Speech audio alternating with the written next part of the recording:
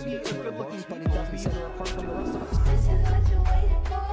People ready to ride. Give me a break. You can't say the color black without walking on eggshells.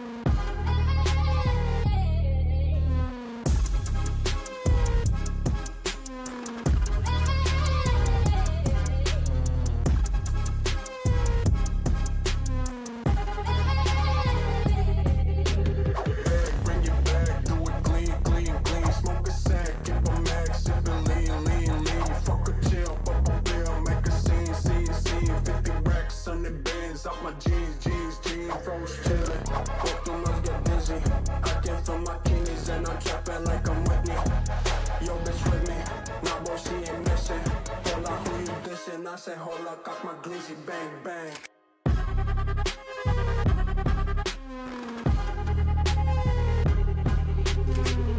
I said, hold up, cock my glizzy, bang, bang.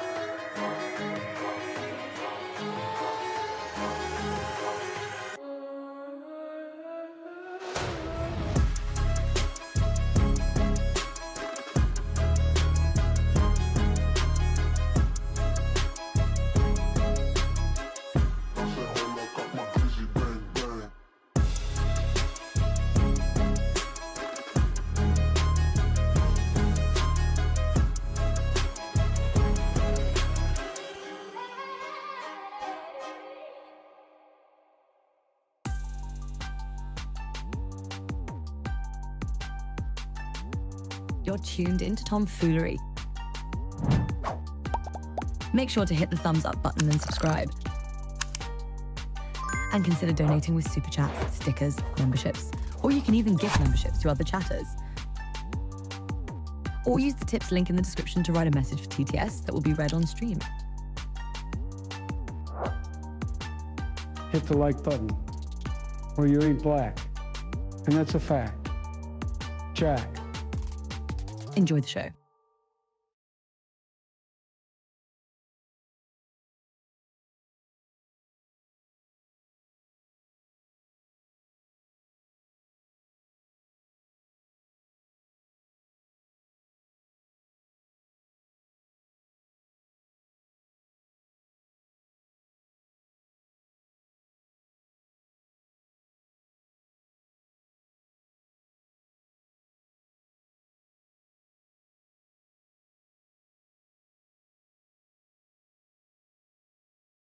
What's up, fools? Today is 2/9/2025. It is 11:22 p.m. Eastern Time. China's tariffs are gonna hit us soon too. Yay. Yay. Thank you, Sparty.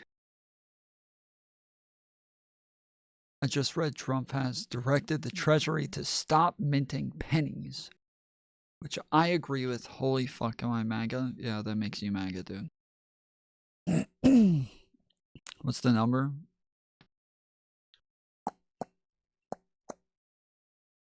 Ooh. There. Alright, let's see.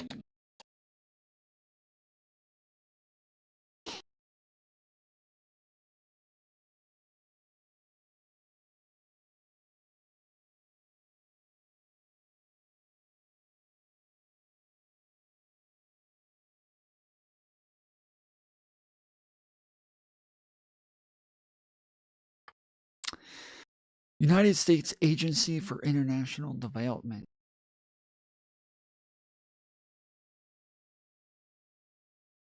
Is it quiet for everyone else? Maybe. I mean, I can turn it up a little bit. Is that? Yeah, it does look like it's pulling me down a little bit. That's a little weird. Huh. Yeah, I don't.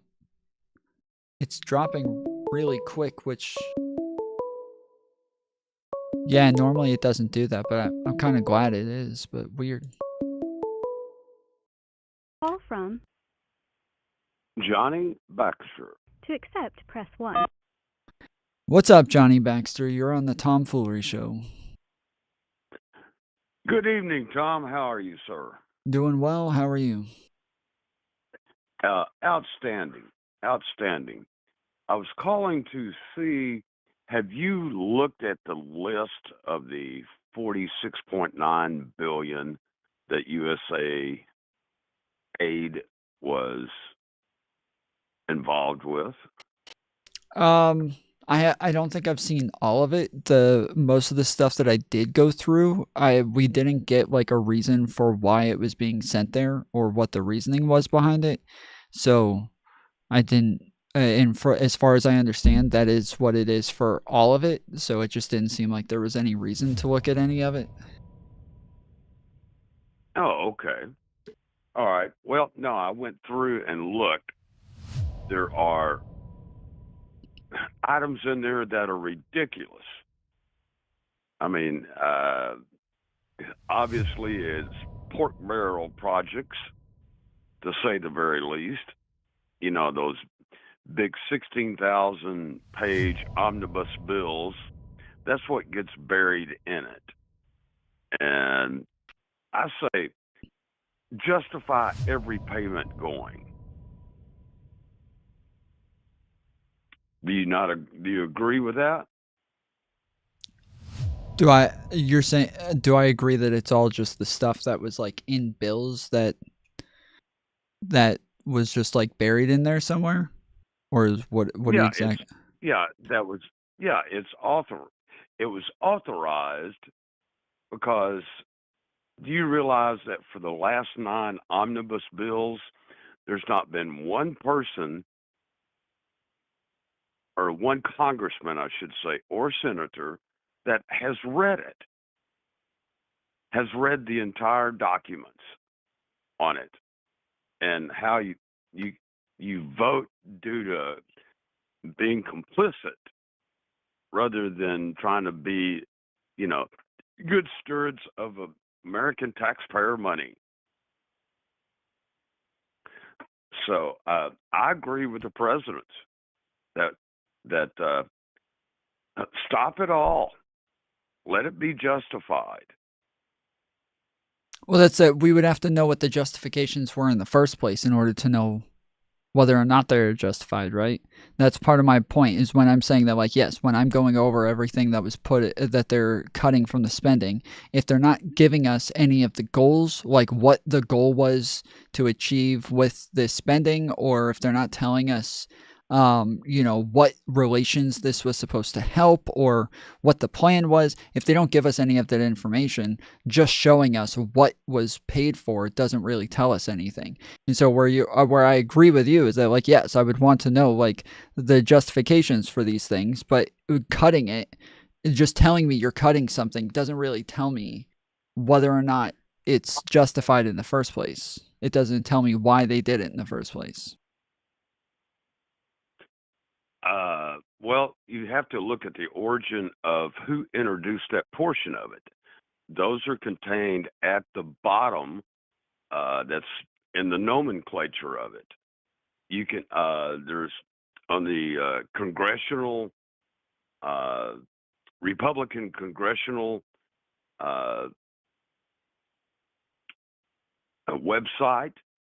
I'm trying to think of exactly what it is. It shows all that. It gives you the nomenclature on it as to where it came from, who actually pushed for the bill. Yeah, if they were in bills, though, that means that they can't actually do anything with it. Like, if it was in a bill and it's actually been voted on by Congress, there's absolutely no reason why Elon should be able to stop it. My understanding was that these were things that were like afforded to USAID for them to do with like what they what the like government thought was necessary for it, but especially like the president, because this is under the executive branch. But if you're telling me that a lot of these are voted on by Congress, then yeah, there's absolutely no reason that like uh Elon Musk or his team should be able to have any say on that whatsoever without a vote by Congress on each one of those things. Right? Well, the problem I have with it is this: is that if we can't stop it, because it's an up or down vote on all of it, Why? they should have to bring it before, before each line item. But they Well, that don't do that because that's, yeah, but that's well, that's so part either of the the process of, but that's part of the problem is that like that's why people look at like omnibus bills and they feel like these are just outright uncalled for. But that's how politics works, right? Is that like if somebody wants to get something passed, but the other, we have to like get aid to California for wildfires, but other states are like, well, it doesn't benefit me in my state to get aid to you guys for your wildfires. Like, why should I care? Like, I don't want to send money to you guys. Well, now they would have to be like, okay, well, what does your state need? And they'll be like, oh, I mean, we need like somebody to come and fix the water pump here. That's like a little too expensive for us to fix ourselves. And they're like, okay, yes, we'll put that into the bill. That way you guys can vote for the aid for us. And then and that's just like the way that negotiations work is everybody is working for their constituents and for their states, for the people who voted for them. And so they have to get things in there that will benefit them and their people in order to vote for a lot of this stuff. That just seems like regular politics. then the system of government, then this will eventually it will collapse on itself. Well, why though? If That there's like not that's a stop, we have separations of power for a reason, so that we do like have each state represented by different people within Congress, right? That's like the way our entire system is set up.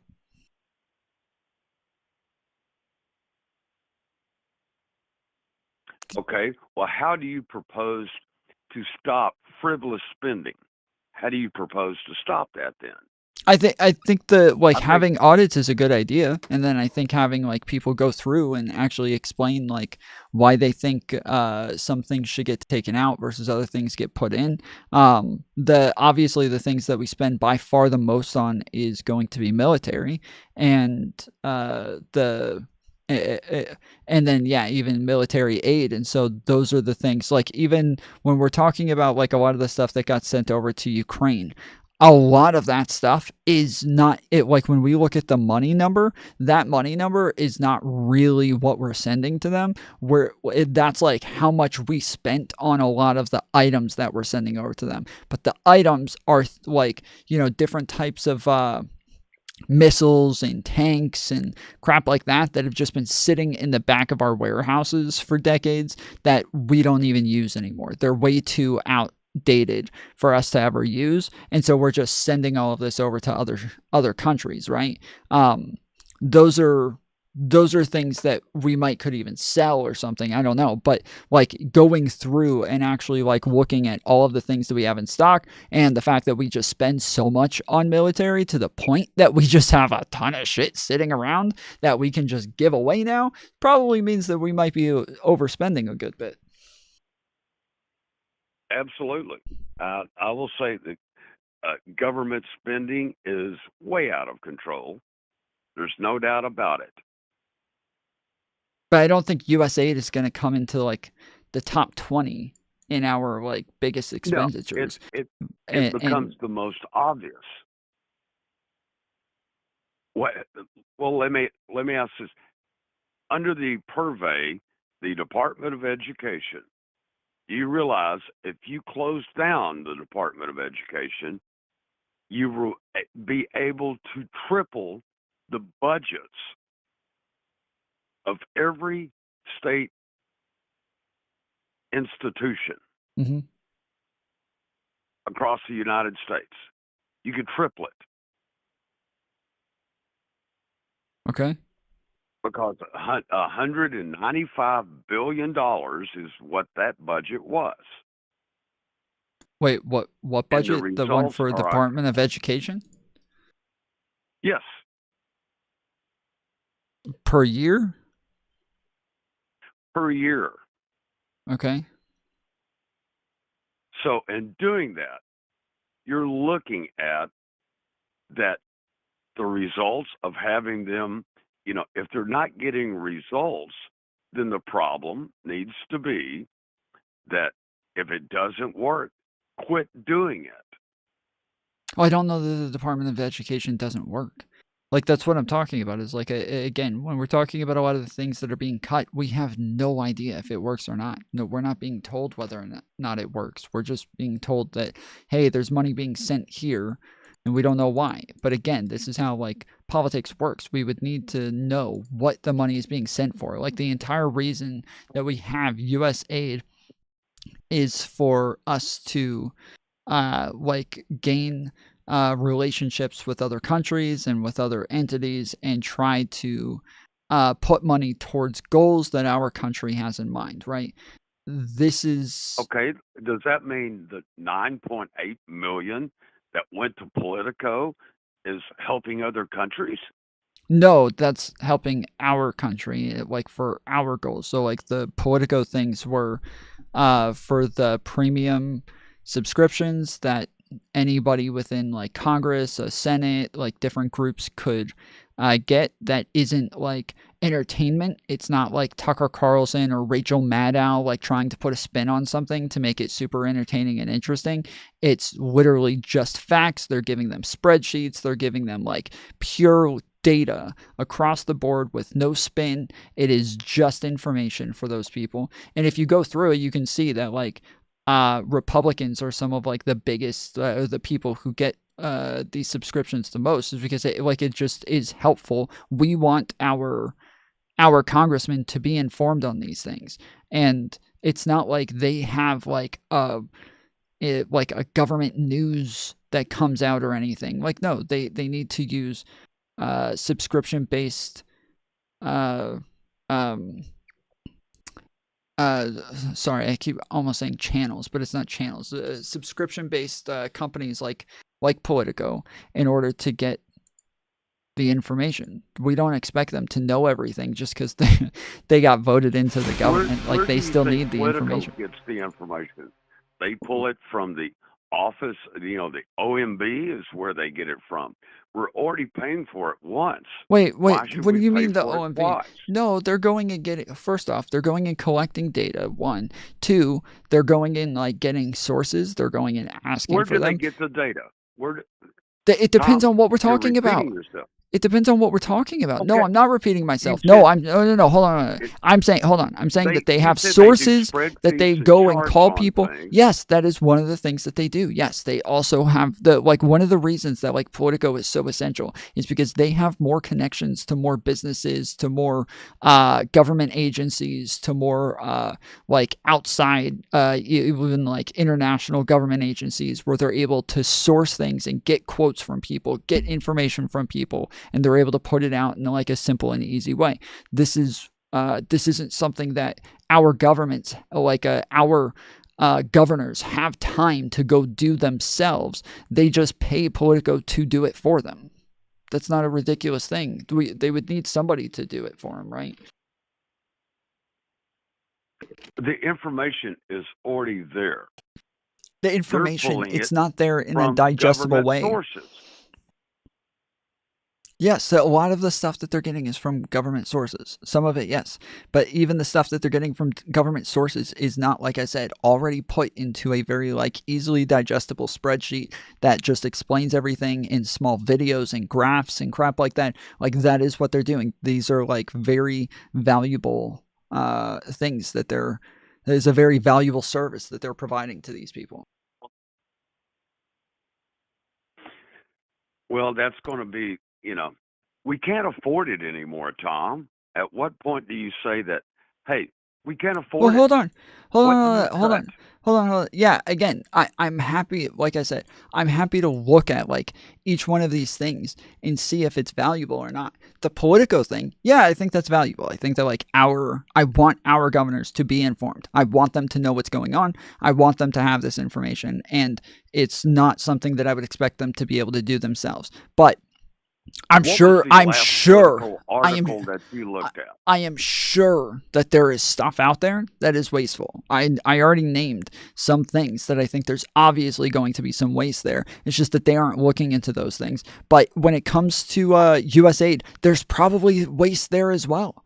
That we just don't get any of the information on it. Again, like if it turns out that like some money is being sent to a thing, but like we really needed to like work on relationships with like that country or that business, that entity for some reason, then and there's like a real direct goal there that is like being achieved with that money being spent there, we would need to know that. We would need to know that before we knew whether or not that money was wasteful or not. All right. Why approve it first? Wouldn't that have to be under the justification of it? Yeah, that's what I'm saying. That's what I'm saying is that these would be within the justifications of them getting put there in the first place, and we're not getting that information. We're not being told exactly what the reasoning is for why these are here. We're just being given like propaganda, and that's it. Absolutely. I'll go that. There's absolutely propaganda that's involved in all of it. And it's on both sides. Don't misunderstand me. The problem I have with it is that it cannot be kept up for very long. So to stop it, I think then if you stop it, is the only way it gets exposed for what it is. But if you have the courts to do it, it will take forever. And so while that's being held up, because when it goes to court and folks turn around and, like the 19 AGs that to stop, data and from them going in and looking at USAID, none of that money will get dispersed. It is stopped. So the effect is achieved there.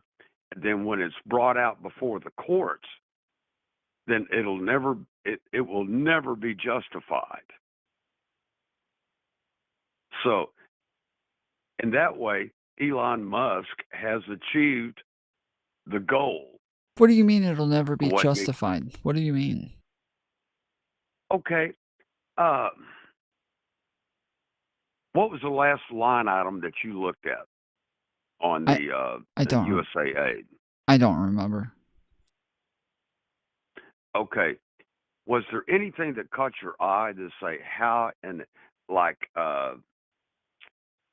Sesame Street for Iraq? Yeah, no, I don't $20 think there million. isn't anything that I would question based on what it is. There's nothing that I would question based on what it is. Again, I would question it based on the goals that they're trying to achieve. What it is means nothing to me. The goals they're trying to achieve is all that matters in any of these cases. We don't have that's the only information that matters, and that's the only information we're not getting. So it's there's nothing that I could take from any of this. Okay. Then then the fight has to occur then in the court. It can't be justified either way then Just let with Doge that save approach. the country. These lefties, man, person face palming. Well, okay. So are you saying that like they tried to get rid of it and then somebody sues to get the money put back and then it'll be justified in the courts? Is that what you're saying? Yes, it'll have to be brought out in the courts what it was there for. Yeah, where possibly. it came from. Yeah, And yeah. folks, and that will take forever. So in the meantime, it will justifiably die on its own. Because if you quit feeding the animal, it will starve. Yeah, possibly. So, That oh is a no, it possible will. way of That's doing it. the only way. That's been traditionally for bureaucracy since Napoleon. Yeah, sure, but you understand that we can't go and take every single thing that we've ever done and every single type of money that's going anywhere and force somebody to then go sue and go to the courts to try to justify it in order for that money to get put back. We can't do that with literally everything because we'll literally just have all money backed up for for decades before we can actually get it all justified. Like there's a lot of shit that's obviously in USAID, and I would assume that they're only going after things that they think are the most unnecessary. But the problem is that by the way that they're talking about it, it sounds like they're not even doing what it is that you and I are talking about, where we're saying, well, obviously by the goal of the project, that's what's going to justify it. It doesn't sound like they're talking about the goals. It doesn't sound like they're looking at what this money is supposed to do and what it's supposed to achieve. It sounds like they're just saying, oh, this looks ridiculous. This is Sesame Street in Trump, who is Iraq, or funding the this is left, as trying to usual, hands out. trans animals. So there's no way this could make sense. And then they're just like cutting that spending. That to me is just, there's no way, like they're already going about it the wrong way to where it sounds like they're more likely to start cutting things unjustifiably.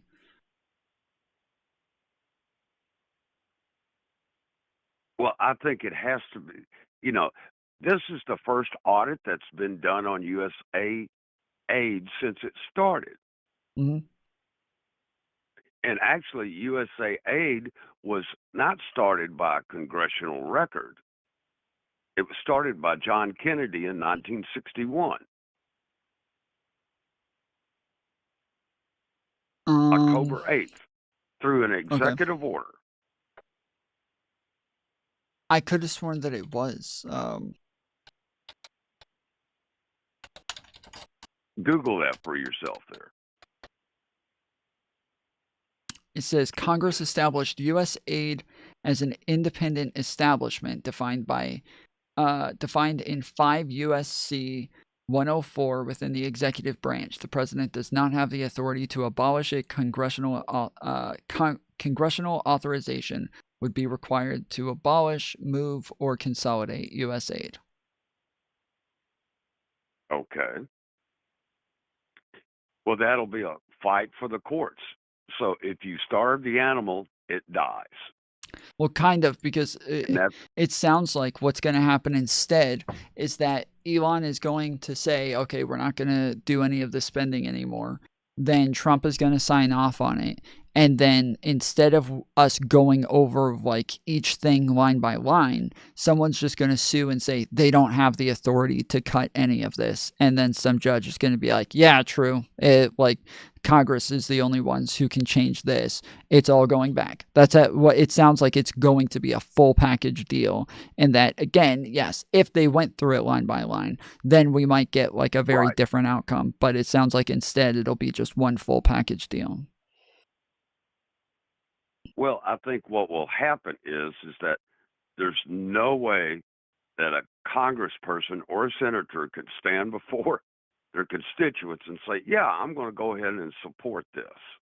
Well, it depends. Again, it depends on what it is. Like, again, obviously, I'm sure that there's going to be a lot of things that we would consider to be wasteful or not worth it.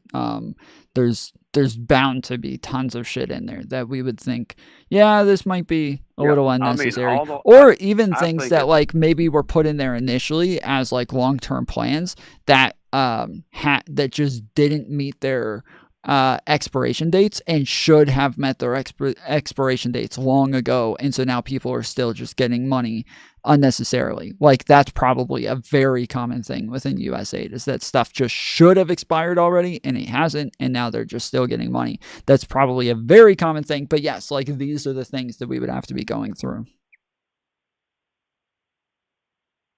Another crazy line item that I saw in it, not with USAID, but in some of the audits that's already starting to kick out on the other departments. America last year spent $141 million paying rent on warehouses that is holding mohair. And that payment has been going on since 1942. And it's still done today. You'd say, what in the hell would we need mohair? At that time, there was a shortage of wool for the Mhm. war effort, and it is still continuing today. Yeah.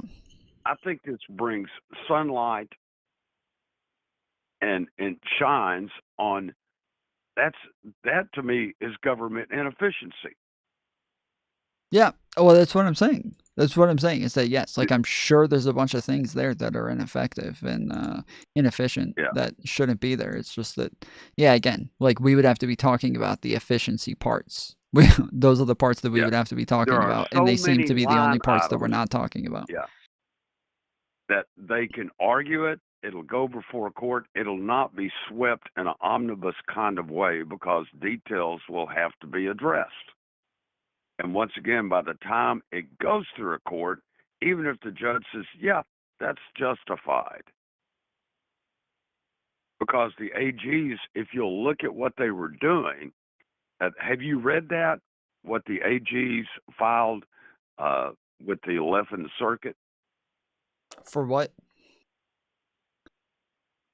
To stop, that got the judge to say, we'll stop it until Monday when documentation must be presented. Have you Mhm. looked at that yet? No.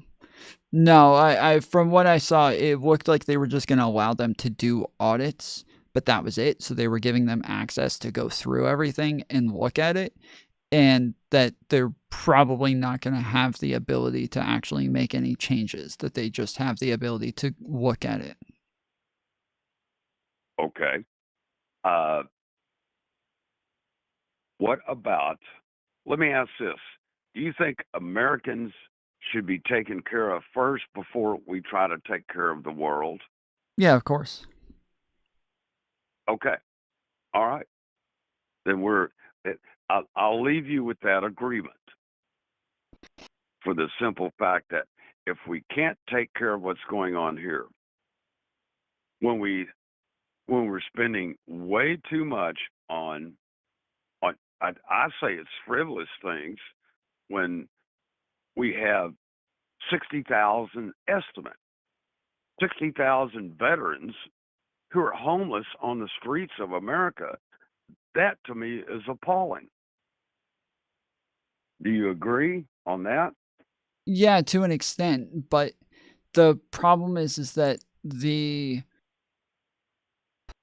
we already have like tons and tons of programs out there for people to get off the streets if they're homeless, and they just have small requirements of those people to get off the streets, right? So like one is like, they would have to be off drugs, right? Well, that's a thing that just a lot of homeless people are unwilling to do, and so they don't ever go and accept this help, or they would have to like go through specific jobs programs, or they would have to like there's just all of these like requirements of them that they're not willing to do lots of times just because they're not ready for it. But those programs exist all across the United States, everywhere. They get all sorts of funding, and everybody's got the ability to go and accept those programs. It's just that, Okay. yeah, it's very Here's the very problem. often they don't do Okay. that.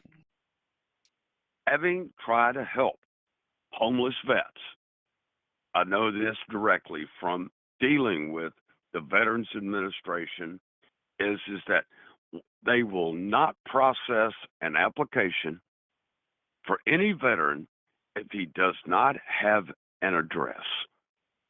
If he's homeless, what does he not have? I don't think that's true. I've seen tons of people. They Oh, just have to it, put an address. They don't have to have one, but they just have to put one down, meaning like they have to have somebody to contact and somewhere to send things if they need to. But generally, I don't even think that like I'm fairly certain you can just end up putting the address of the place that you're staying at, like the actual shelters and shit. no, that is not true, Tom. That It I can depends tell on what you from state we're talking firsthand about, but experience. I'm not. Oh no, I don't know. this is a Veterans Administration. No state has anything to do with the Veterans Administration. I'm not sure if that's true. Um, let's see. Let's see. States. Okay. Yeah. It looks like.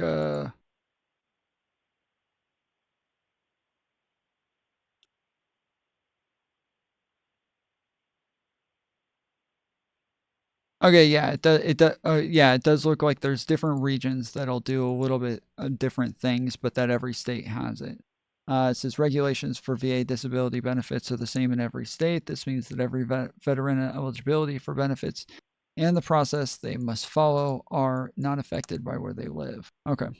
Yeah, it looks like all of them are going to have the same for Yeah, have what the you same requirement for your that ability to they receive must it. put Yeah. down what is their home address.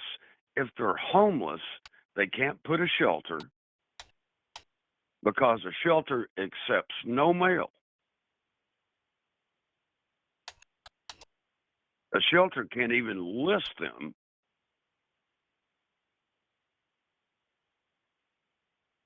I do know this for a fact.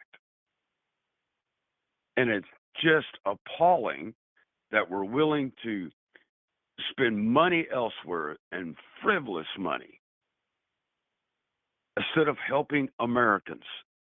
That's I think that's truly my whole point of calling. I have a problem with that. Instead of pork barrel projects, Um. because it took. I helped a veteran who had been refused help and had lived on the streets for 7.5 years, and until I took it upon myself to let him use my home address, did he ever get anything done? And then they went back, and from his first time that he applied for help, they took that date, backdated it, and then all the benefits that he ended up getting, they backdated it all for the 7.5 years. So you got a huge amount of money. But the one problem that they told me every time, he doesn't have an address. We cannot process his application. If he's homeless, and it became like arguing with them on this point. If a turtle doesn't have a shell, is he naked or is he homeless? Um. So this is the whole point. Help America first. It's U.S. taxpayer money. Yeah, Let's it just help ourselves. from everything that I'm looking at, like I'm looking at a legal website right now. It sounds like you just have to have an address there for them to send things to the place because yeah, once they're able to send it, like that's all you just have to be able to pick it up from somewhere that you're sending it. But this is obviously like a very different situation from most of the things that we're talking about. Like when Well, it comes no, to it's a when it sample. comes to like It's a funding sample and of crap like that, this is a very different issue. yeah. I mean, we have so many problems here in the U.S. that needs to be addressed here first. Before you can help anybody else, you first need to help yourself. I mean, that's in Leviticus 13:3. If you'll look at that, it says, "Help yourself before you can help anyone else," and that's not being selfish. We're not being selfish there. And then I say when we get to the big numbers, let's go after Grumman, let's go after Boeing, let's go after everybody.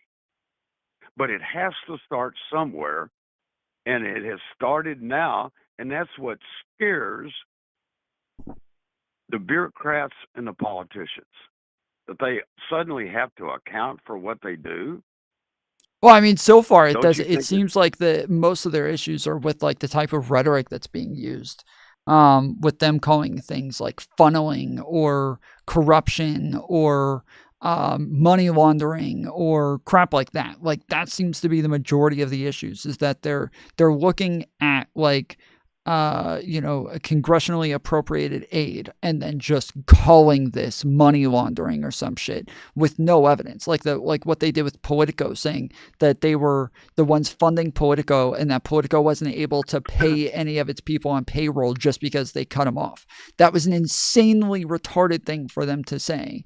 And for them to come out with that, or that like they spent, what was it, $40 million on condoms for Hamas. Like these are insane things that they're saying. And this is the type of rhetoric that they're getting when we're supposed to be getting accountability, when who we're said supposed to that? be getting the the Doge, like Elon in his wizards, like this is the type of shit that they've been saying. It is actually ridiculous, the type of shit that they're coming up with, when that they know they're lying. You know that they know they're lying, because as soon as we go and look at what's actually going on, we can see that, like, okay, there is money that's being sent to Palestine, and that some of that is for like stuff like soap, toothpaste, birth control, tampons. Some of it might be condoms as well, but then they just say, "Oh, we spent $40 million on condoms for Hamas, not Palestine,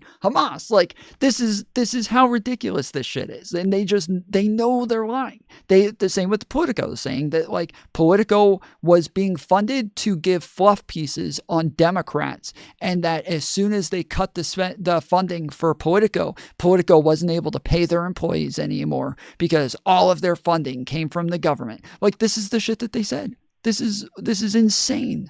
It's all just propaganda, and they're using this entire thing to propagandize people and brainwash them with more bullshit. Well, I would say that was not that's a dishonest representation. But Mm-hmm. I will firmly support auditing it all. Yeah, me And if too. it Again, doesn't I'm make all in sense, favor of make auditing. them I don't have a problem justify. with auditing.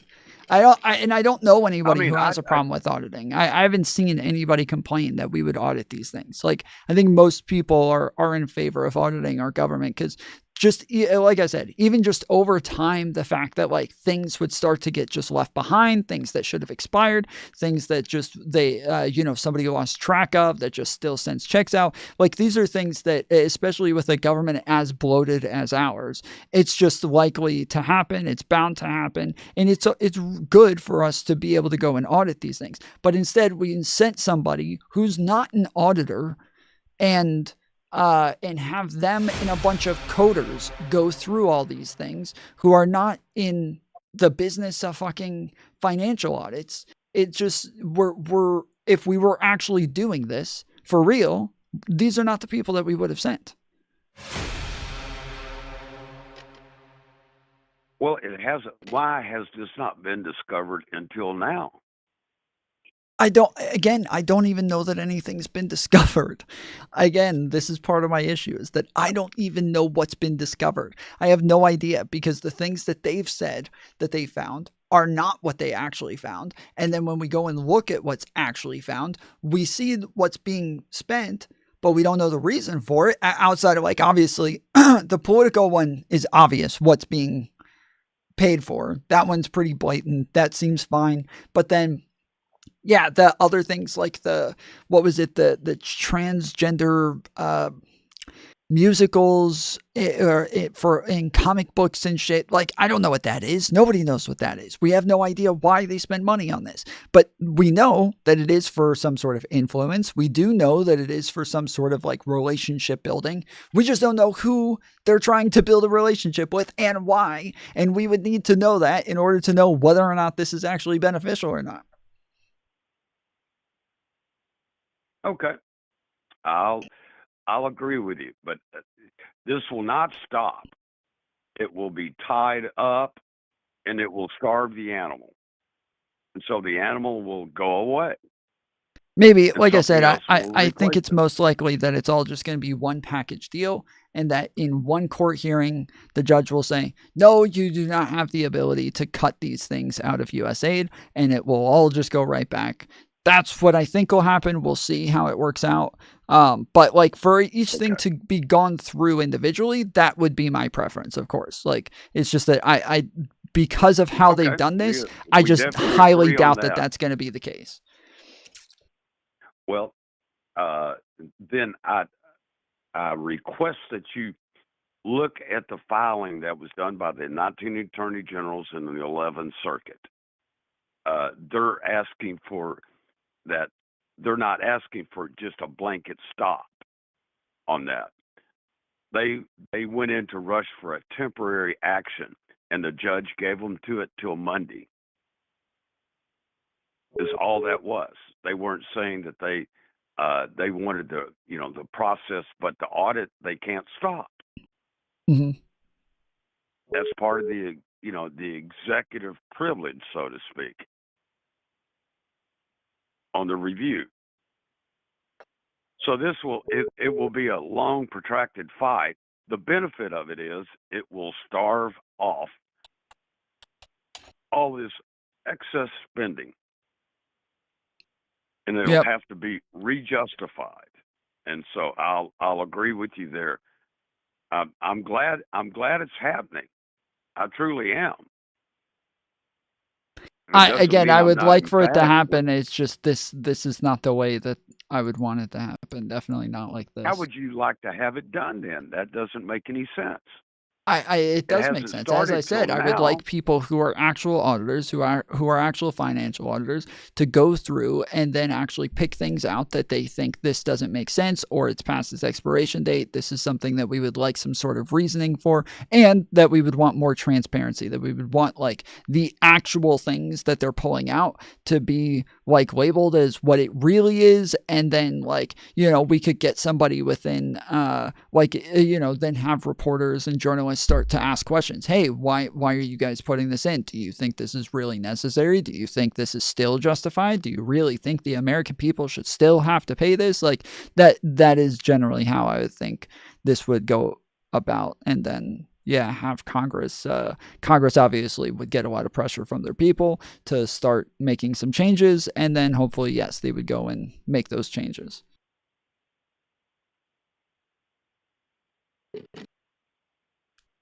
Okay. Right? All right. Yeah, I'm in agreement. But what will happen is that it will starve the animal, and the effect will be the same, and not have to go through a really protracted, list of all that. Mm-hmm. And also, Yep. I just looked up uh, with U.S. News and World Report, Politico donations from Politico. 99% of all the donations that were connected to Politico went where? Could you guess? I don't know what type of donations. What do you mean?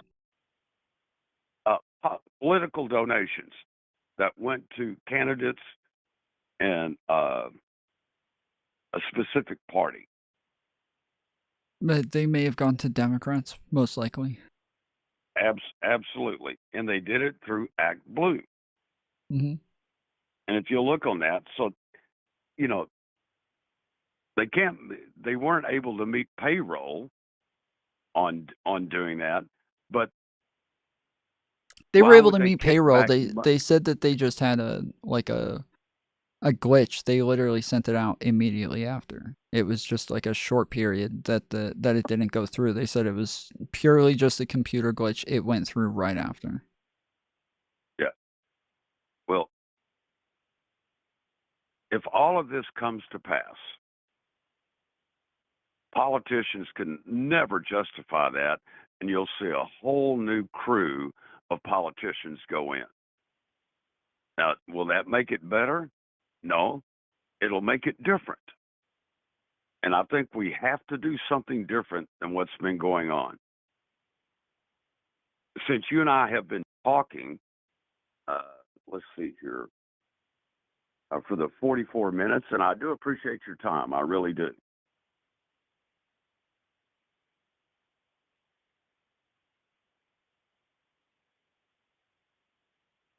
Mm-hmm.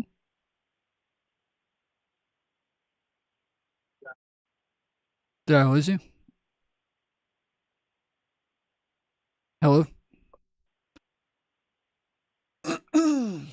Hello? Hello? Hello?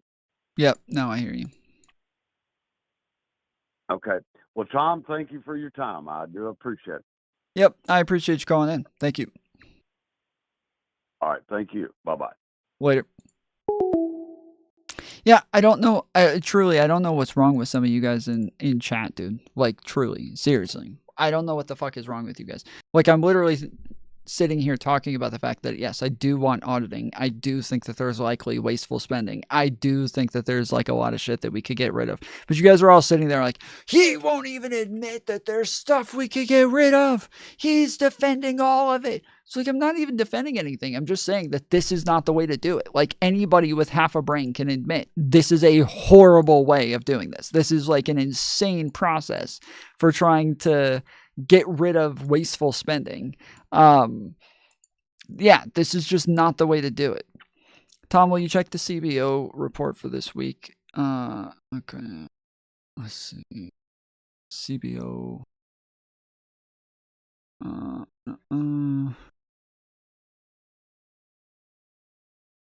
For this week? Why would I look at this week?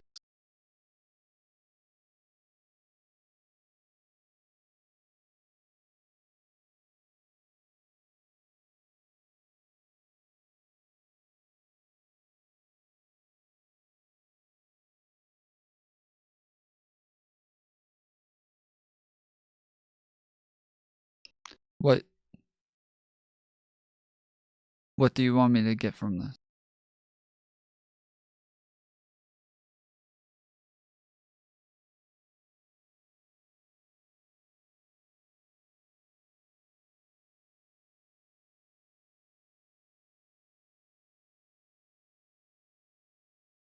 Spending that I don't like is wasteful. Yeah, I mean, that's pretty much what they're saying, is that like it's based on like whether or not they think it looks good, but I don't base these things on whether or not I think they look good. The like all of USAID is based on like whether or not it builds relations, whether or not it furthers things. Of course you don't know. You are the one who told me to come here. What the fuck do you want me to get from this? You got one more chat to have an answer here. One more chat, Jesse. What the fuck do you want me to get from this? No, I'm not going to sit here all day and wait for you to tell me what you want. The CBO released a report this week as they are required. I'm aware. What about it? What did you want me to go through?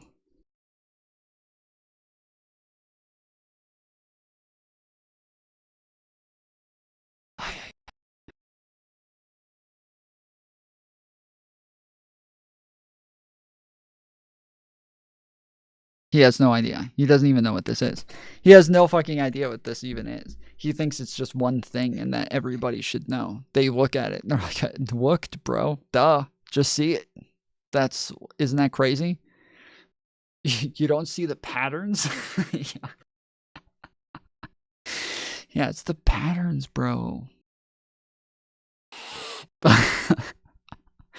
Okay, yeah, whatever. I don't know. Maybe he's going back to like Tim Pool or Benny Johnson's coverage of it to see what the fuck I'm supposed to cover from it. He just thought it was, he thinks it's just one thing. Nah, I don't respect you. Okay, well, stop fucking talking then. What the fuck? You don't know what the fuck you're talking about. Why did you pretend you knew what this was, dude?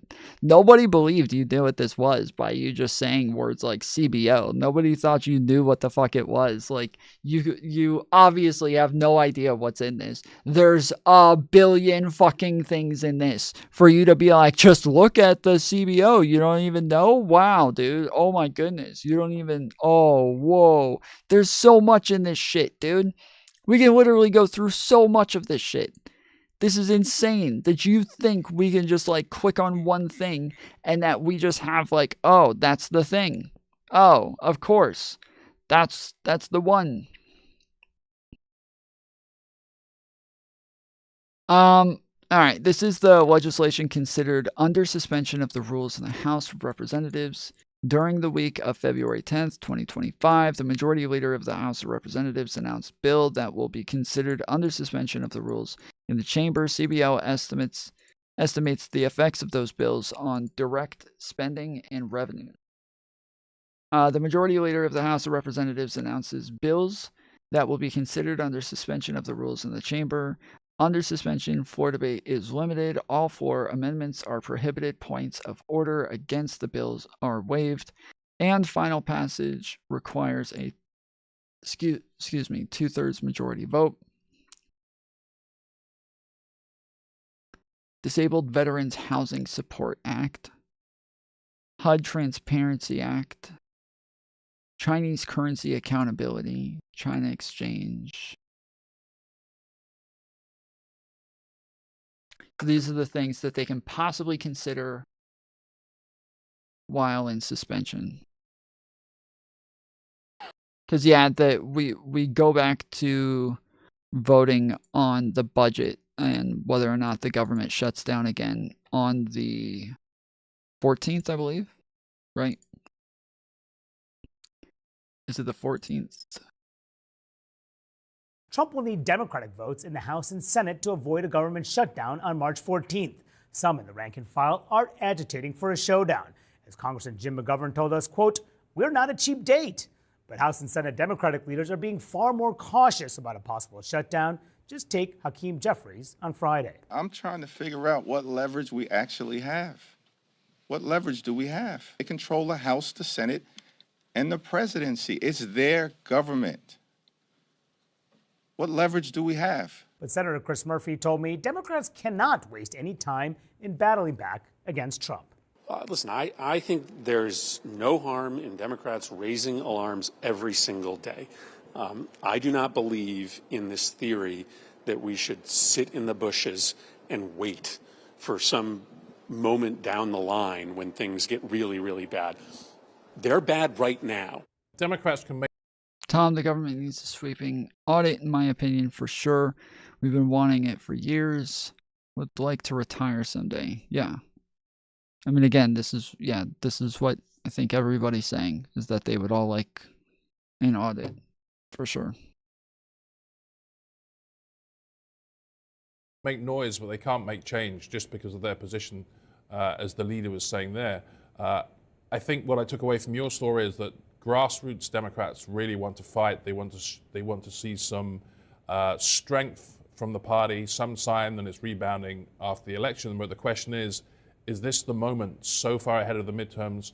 If Trump is causing pain with all these agency shutdowns, a government shutdown would be even worse, and Democrats might get some of the blame. So they really have to pick their moment, even though it's going to be politically dicey for them to do so. Alexandria Ocasio-Cortez told Lauren Fox, said, if Senate Democrats don't have the gumption to do what is necessary in this moment, I believe that House Democrats will. But one House Democrat told me, Jim Himes, I asked him how hard they should fight this, what's going on. He said, as tragic as what is happening to USAID and our efforts abroad, I'm not sure that it hits many Americans emotionally, certainly not outside the Beltway, suggesting that they shouldn't make. Are you for or against the audit? Well, I mean, whatever the fuck Elon's doing, I wouldn't call that an audit, because the information that he's coming out with each time just turns out to be a lie every fucking time. So, yeah, no, what if you're saying that, if you're calling that an audit? No, I'm not for that. But an audit, yes, I think everybody's in favor of an audit. Necessarily make this a red line, USAID funding, in this battle to keep the government open. I mean, I think Democrats have two things to figure out, and one is like tactically, what are their moves, right? Can they block anything? Can they slow it down? What would be the purpose of slowing it down? And then the second is the political argument, which is like, what are the messages that connect with Americans? The Republicans have figured out a message that connects with Americans, which is that the idea that part of the reason why people feel... When did that happen? When did that happen, Dale?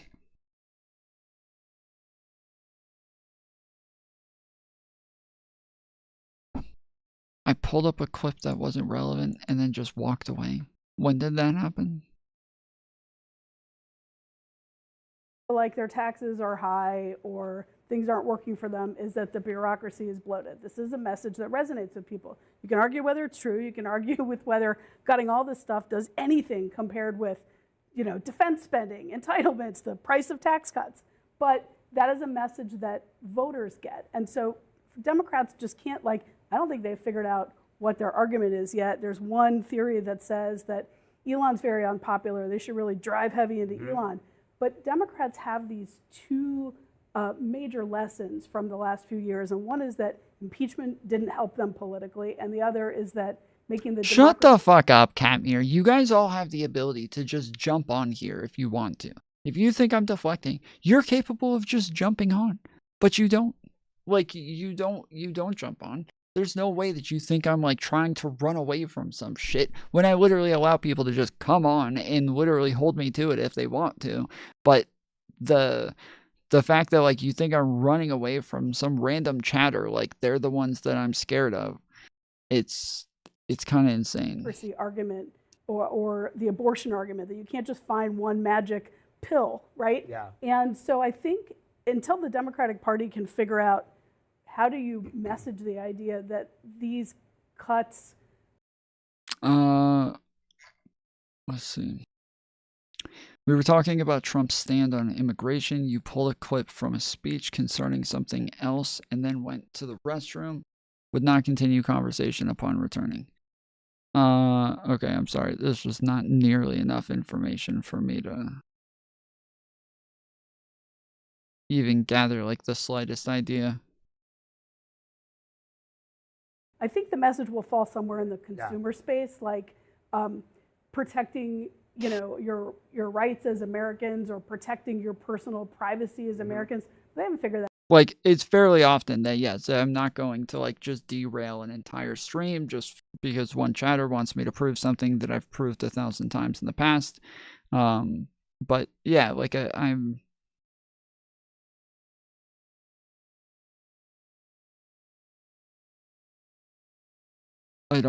not afraid to justify something, and generally if I turn out to be wrong most of the time, I will just stop right here and change my opinion or say, oh, I fucked up, I was wrong.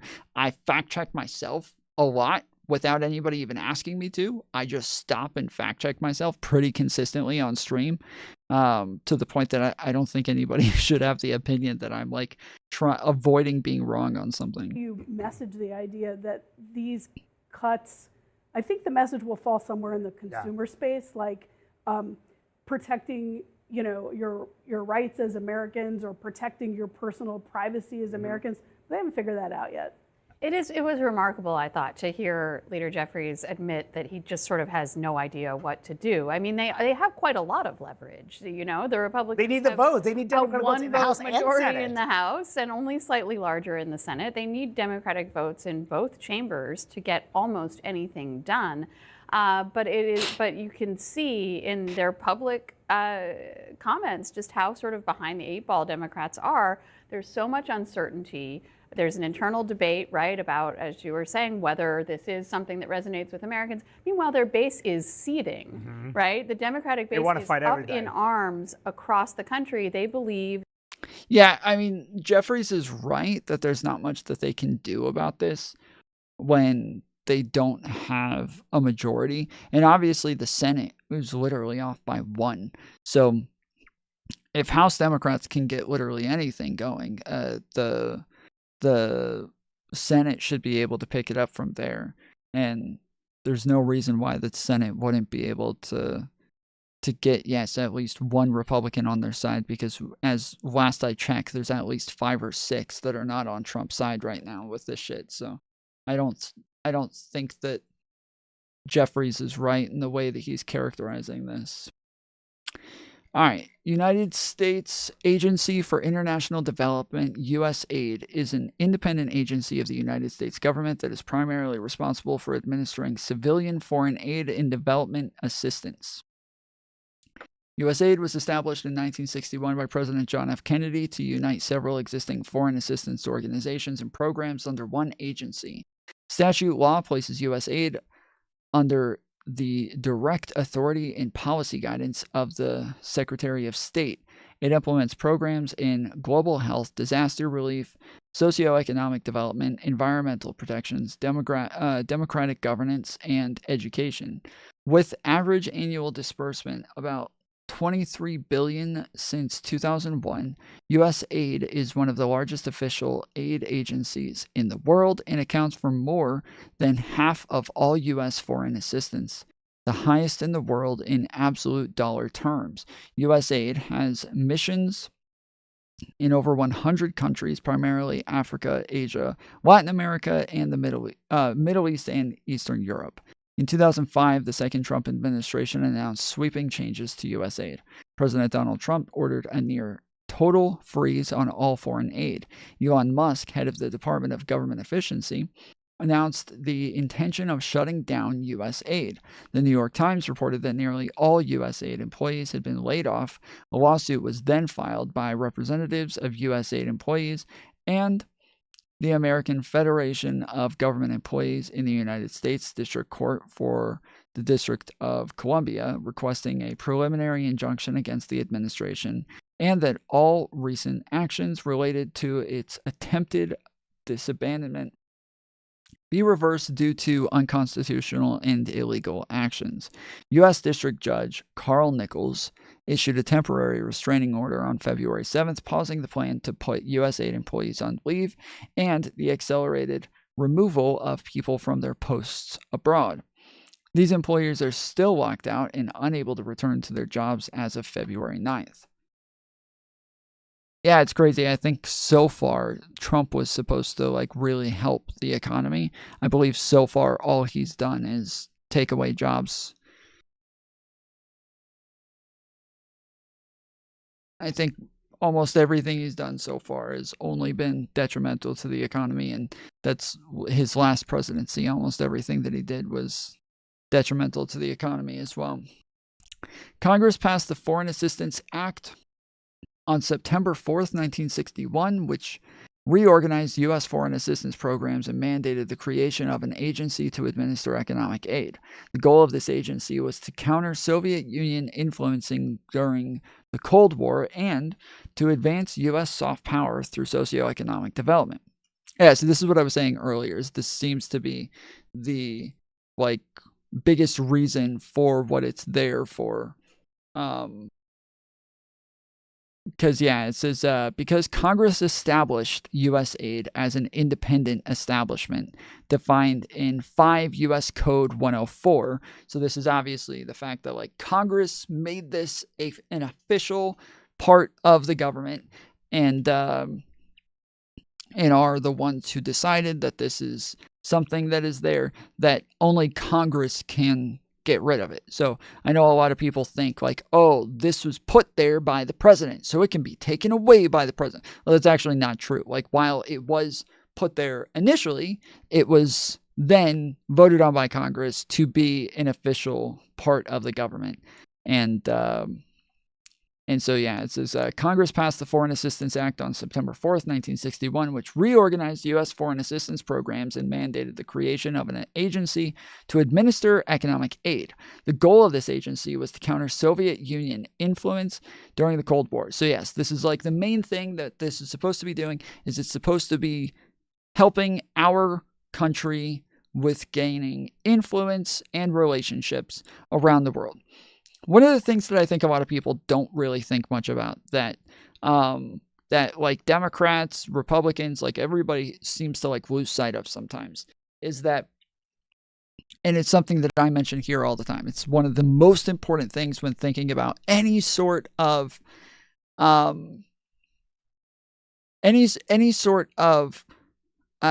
engagements with countries abroad. When we're talking about any sort of geopolitical actions, the United States being the only world superpower means that, normally, again, when it's France, when it's, the Ottoman Empire, the British Empire, regardless of who it is, the Romans, whoever it is, everybody's gunning for their head. Everybody wants to take them out. Everybody wants to fuck over the people at the top. They want to take them out.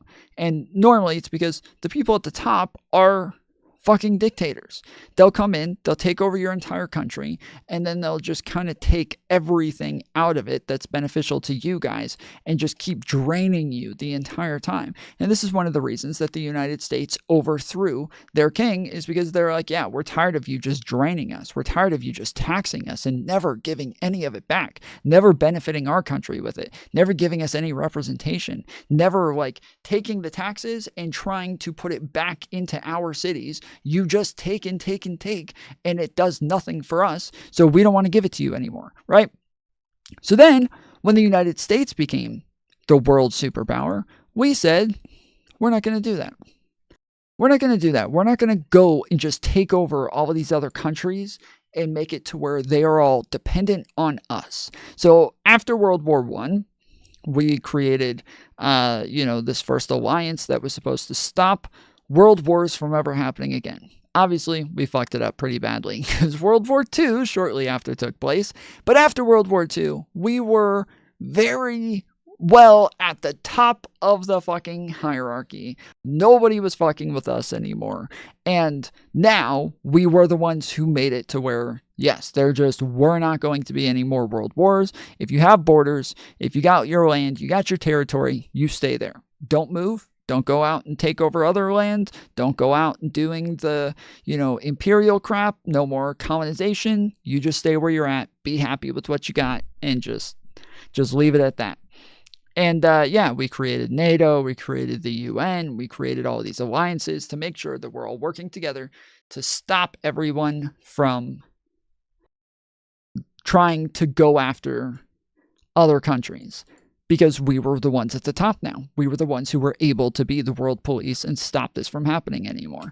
But while we're there, we have to make sure that everybody's happy, right? We got to make sure that everybody's cool and everybody likes us. And so instead of doing it through fear, instead of doing it through fear tactics and pointing guns at their heads and taking over their countries every time they look at us wrong, instead what we did is we made them like us. We made it to where they had the best, most prosperous times in world history.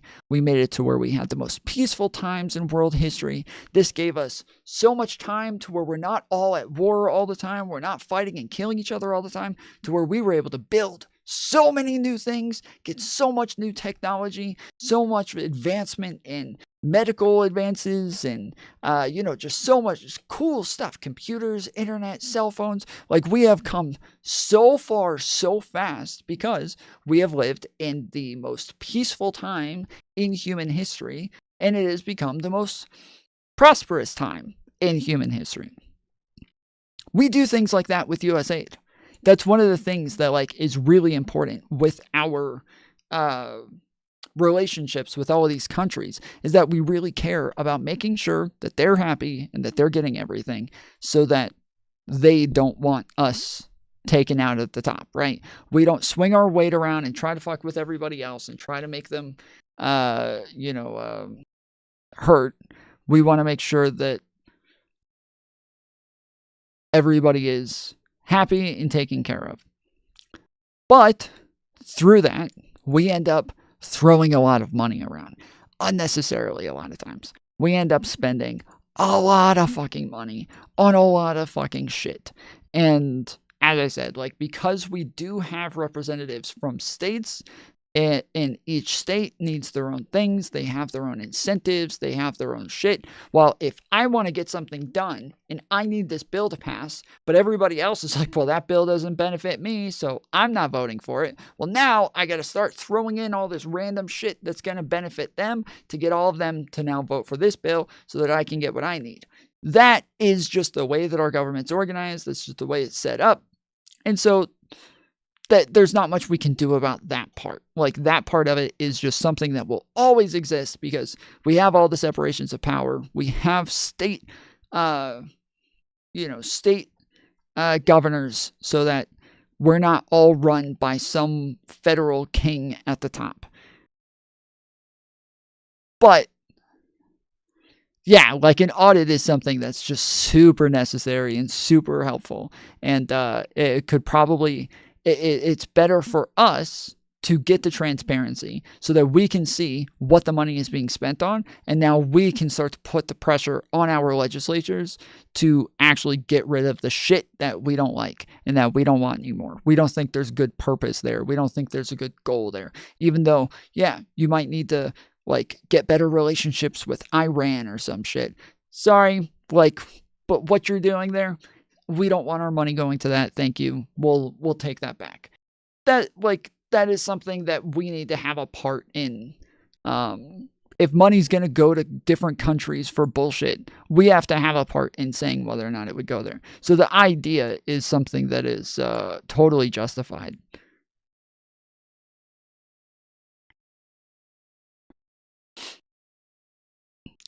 This guy's a dweeb. Don Myers, what did I just say that you disagree with? I would love to hear it. I'm super interested. I'm sure it's going to be super enlightening. What did I just say that you disagreed with?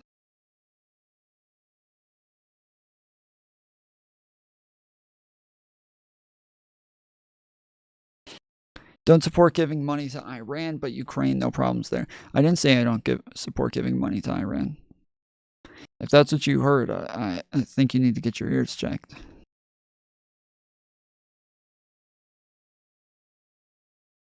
Waiter, KR, AR.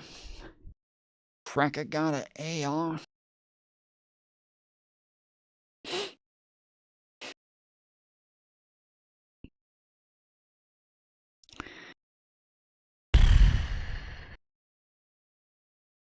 I was so sure Don Myers was going to have just a really good answer there. That was totally going to make sense. Not you, I'm just saying these are people's mindsets. Okay. Yeah, I don't think most people think that, like, sending money to Iran overall is a bad thing. I think that most people are going to think, yeah, it depends on what we're sending money for and what is the goal. What's the purpose of this? What are we getting out of it? How is it supposed to benefit us? You are a joke, just like the rest of these new live streams. I'm not new. So, thanks. But do your research, bitch.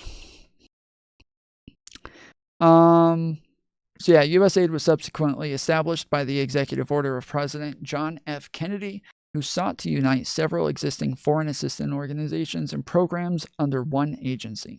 Congress authorizes USAID's programs in the Foreign Assistance Act, which Congress supplements through directions in annual funding appropriations acts and other legislation. As an official component of U.S. foreign policy, USAID operates subject to the guidance of the President's Secretary of State and the National Security Council. Kind of interesting, you're talking about states' rights now that Trump is in office. Apparently King Trump to you, but when Biden was in office, you were against states' rights. Was I? I guarantee you that if you go through my VODs, you will find that I have always been in favor of states' rights, even while Biden was president. I guarantee that if you go back, you will see that I was very much in favor of states' rights while Biden was in presidency, and I talked about it fairly often. So I don't know what gave you that idea. I posing out. What is it that made you think that I was against states' rights while Biden was in office? What is it that I said that could have given you this thought process?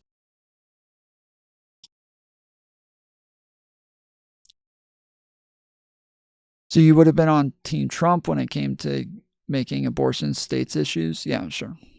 Mm-hmm.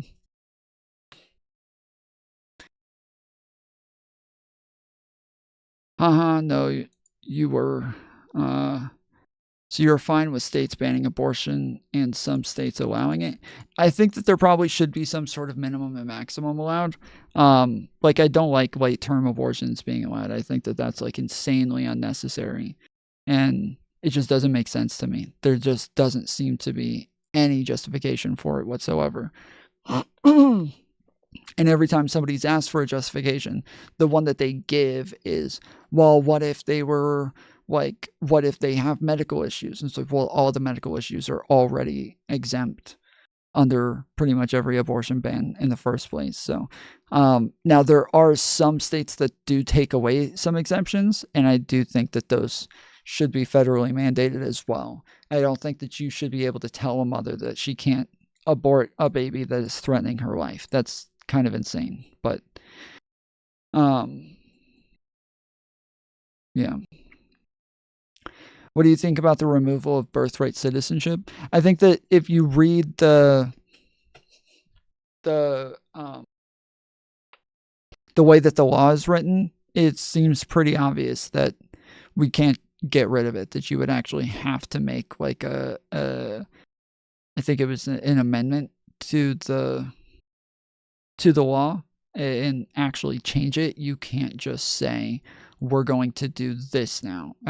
There's no way that they'll be able to do that because the 14th, there's no way you'll be able to just change it. You'll have to like actually change it through Congress. You cannot just do it by executive order. There's no shot. Because any Supreme Court hearing on this is obviously going to rule that like, no, it says right there, like says right there under the jurisdiction of, or the jurisdiction that you are subject to. So like if you're in that state, you're subject to that jurisdiction. You are now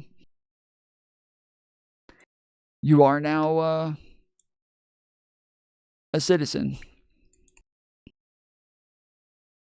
Woodstock 68? No, it's a city. It's where I went to high school and middle school. Played football and basketball there.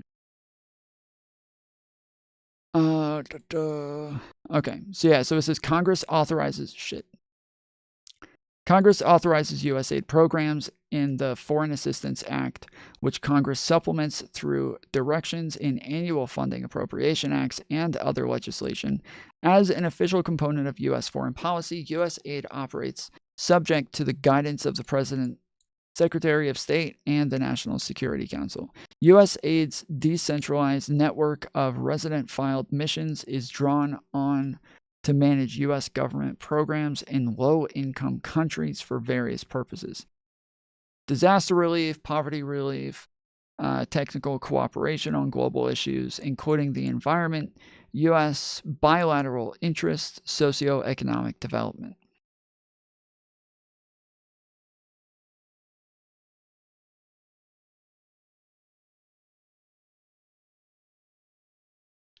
If you came here just to give birth and you contribute nothing to the country, your child shouldn't automatically be a citizen. It should be fine-tuned. I mean, the thought process, again, like, makes sense, of course, that, like, we don't want to incentivize people to just come over here just to have kids and then leave. But the problem is that doesn't seem to do much, because if the parent gets deported, like, if they're not a citizen, we're likely going to deport them anyways. And when we deport them, the baby has to get deported with them unless they end up staying with family here that is a citizen. Then that's fine. That's not, like, I don't have a problem with that. But yeah, obviously the kid grows up and ends up benefiting the United States.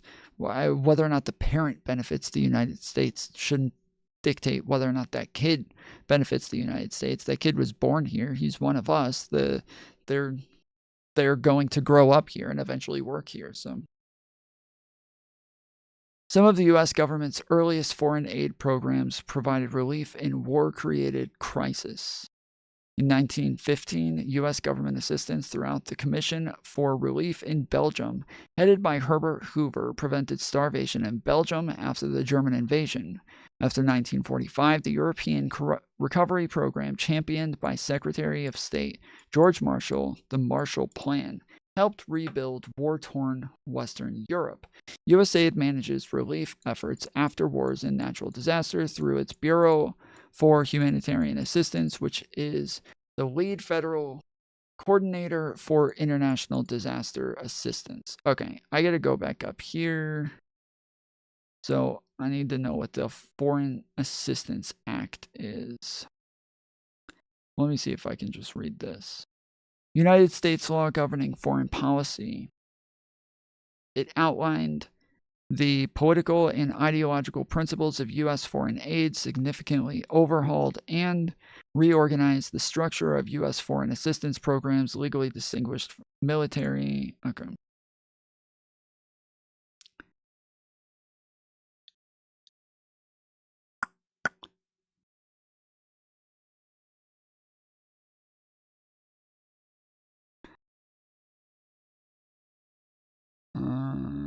Legally distinguished military from non-military aid, and through executive order by President John F. Kennedy Jr., resulted in a new agency, the United States Agency for International Development, USAID, to administer non-military economic assistance programs. Following its enactment by Congress on September 4th, 1961, President John F. Kennedy signed the act into law on November 3rd, 1961, issuing Executive Order 10973, detailing the reorganization. Synopsis: USAID unified already existing USAID efforts, combining the economic and technical assistance operations of the International Cooperation Administration, the loan activities of the Development Loan Fund, the local currency functions of the Export-Import Bank, and the agricultural surplus distribution activities of the Food for Peace program of the Department of Agriculture.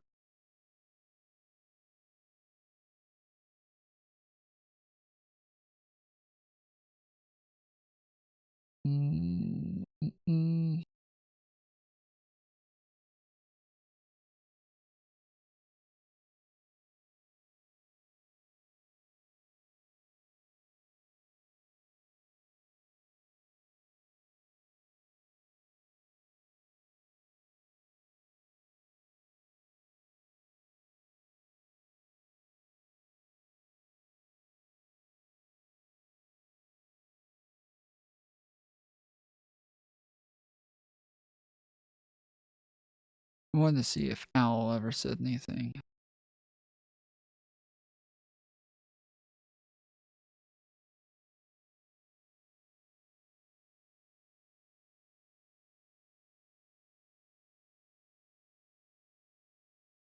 Okay, no.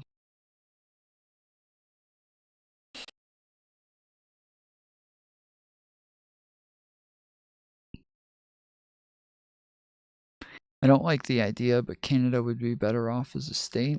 I don't think Canada agrees with that.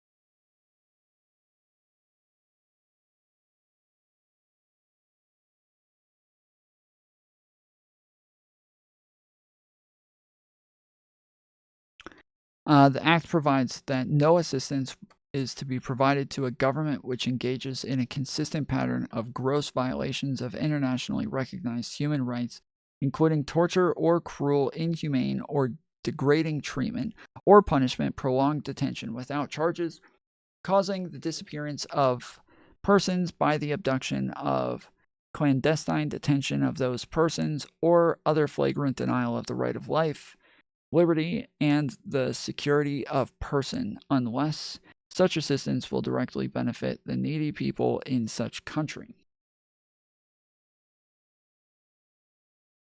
So yeah, so they're saying they won't give the money to the government, but they will give it like directly to people there. So like Palestine, one country that obviously falls under, disappearance of persons, abduction, clandestine detention of those persons, denial of their right to life, liberty, their security, like prolonged detention without charges, degrading treatment, torture, like Palestine gets cut off on all of those things, but yes, the stuff that we send to Palestine goes directly to the people. We do not send it through the government so that Hamas can take all of it, though they do end up going and stealing a lot of it anyways. But yeah, we're attempting to get it to them without them getting it. So yeah, so this is supposed to cut off governments getting the money because they're very likely corrupt and going to steal it. So we're going to try to get it to the people without the help of the government. The act also provides that no assistance is to be provided to any communist country. However, the president may waive this prohibition if he determines that such assistance is vital to the national security of the United States, that the country is not controlled by the international communist conspiracy, and that the assistance will promote the country's independence from international communism. The president may also remove a country from the application of this provision for a certain time, which the president determines. In order to remove a country from the applications of this provision, the president must determine and report to Congress that such action is important to the national security of the United States. The act was amended in 2004, specific to the treatment of orphans and other vulnerable children. This amendment allows the president to provide aid to the peoples of other countries to look after children in cases of HIV/AIDS and to set up schools and other programs for the advancement of child treatment. Under the authority of this act, on March 16, 2022, President Joe Biden authorized $800 million in new security assistance to Ukraine. On December 14, 2023, Senator Bernie Sanders introduced a privileged resolution invoking Section 502B of that Foreign Assistance Act, calling on the State Department to investigate Israeli crimes against humanity in its conduct of the war in Gaza. Oh shit. Yeah, I know. Lots of people complain about it amazes me you support helping all these other countries while there are American citizens that are living in poverty. We already have tons of programs, Dale. Dale, listen to me this time, okay? I know the last time I responded to you, you didn't reply to me. So I said earlier that we have tons of programs for people in the United States already, okay? We have tons of programs for people to use if they are in need. If people are homeless, the United States, all over the United States, we have tons of programs for these people to use.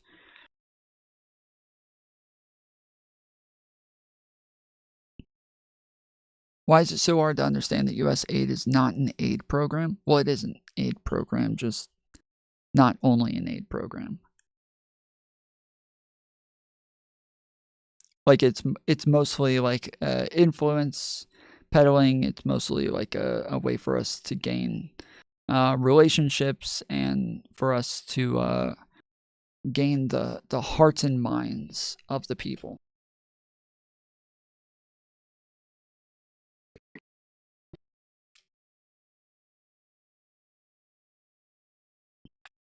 Get rid of programs and put jobs here where people can make a reasonable living.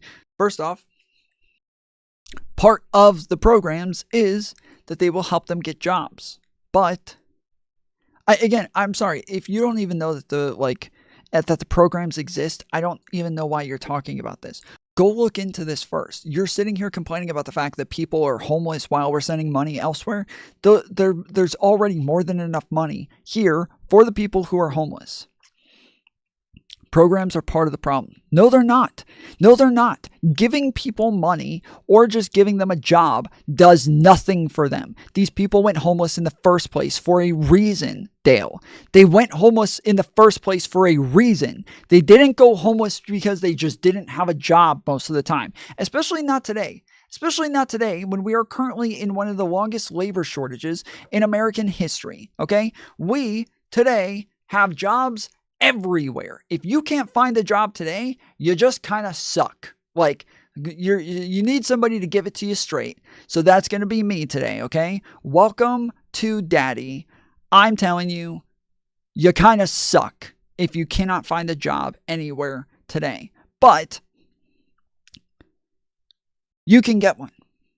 You can get one. They're out there. Tom, if we have the money, why are there still homeless? Tell him like a child.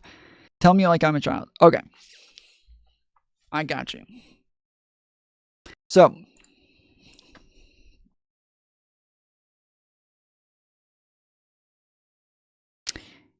when we build these places here, okay, the main idea is that we're going to create this shelter for you. And we want you to come here and learn how to be someone who's back on their feet, right? We need you to be someone who can go and live in a house. We need you to be someone who can pay bills. And if we just give you money, that's not going to work, right? That doesn't do anything if we just give you money, okay? That's not helpful. We know all over the place that people who are poor, people who are not doing well, if we just give them money, it doesn't help much at all, which is why, like, the whole idea of, like, reparations, right? Like, where tons of black people are like, we're not doing well, we have systemic racism, we're poor, and we're blah, blah, blah. Well, giving you money is not going to do anything. So, reparations, not really an option. So, instead, what we would do is we would try to make it to where you're capable of getting a job and keeping that job. By far the majority of the time, there's two issues that are causing people to lose their jobs or not be able to get a job, not be able to work and pay bills in the first place. Who knows what those two issues are? Who knows the two main issues for why people are not keeping these jobs? Jesus, is this a debate or an art class? Shit, if this is an art class. I'm the teacher and I'm fucking failing. Mental health, okay, yeah, so there's one. We got mental health as one. And what's the other one? Yeah, drugs and mental health, yes. Drugs and mental health. Those are the two main things that are causing issues for people. So, one of the things that they're going to do is, in order for you to come in, and you get to be one of the people who comes in here and gets one of the beds inside of the homeless shelter, is you got to get off the drugs. Okay? So they're going to drug test you. Well, one of the main reasons that people do not take advantage of these programs is they don't want to get off the drugs. They don't want to. Okay? And you can take it from me, somebody who was on drugs, somebody who was homeless, somebody who was with the homeless people, hanging out with them all day. They all very much did not want to get off drugs, and so they were not going to go to the homeless shelters. And there's tons of videos that you can see where people are going out trying to, like, help homeless people, and, like, they'll buy food for them, and they'll try to, like, you know, give them trash bags and say, hey, go fill up this trash bag with all the trash that's on the side of the highway, and I'll give you $20 for it. And then when they do, they'll come back and they'll be like, why don't you go to the homeless shelter? And they'll be like, because we don't want to have to get off the crack. Tom, you are the one that said we already have the money. Why haven't we gotten rid of the homeless? I'm explaining it right now. Literally, right this second, I'm explaining it. So all the homeless I see are just drug addicted. Not all of them. Not all of them. So, lots of them, the majority of them, are drug addicted. From off the rip, and they're not going to go and get the help. Lots of them weren't drug addicted until they went homeless. But being homeless sucks, and so even when you're staying in the homeless shelter, lots of other people who are in the homeless shelter are drug addicted and may get you addicted to drugs while you're there, or you'll just start to get lonely, get sad, get depressed, and start doing drugs on your own. And then get kicked out of the homeless shelter. So, when you get kicked out of the homeless shelter, now you're out on the streets and more likely to just do more drugs. And you get kind of like pulled into a lifestyle that is just repetitive and makes it worse and worse for you. But lots of people are there because they have mental illnesses. And our country does not have good programs for people with mental illnesses. We do not have good like health clinics and places to put people. this is probably the area that we need the most improvement in, is because, yes, like there's just not a lot for those people. And currently, when they go into the homeless shelters, they end up getting violent. They're scary. They're hard for the, people there to deal with them.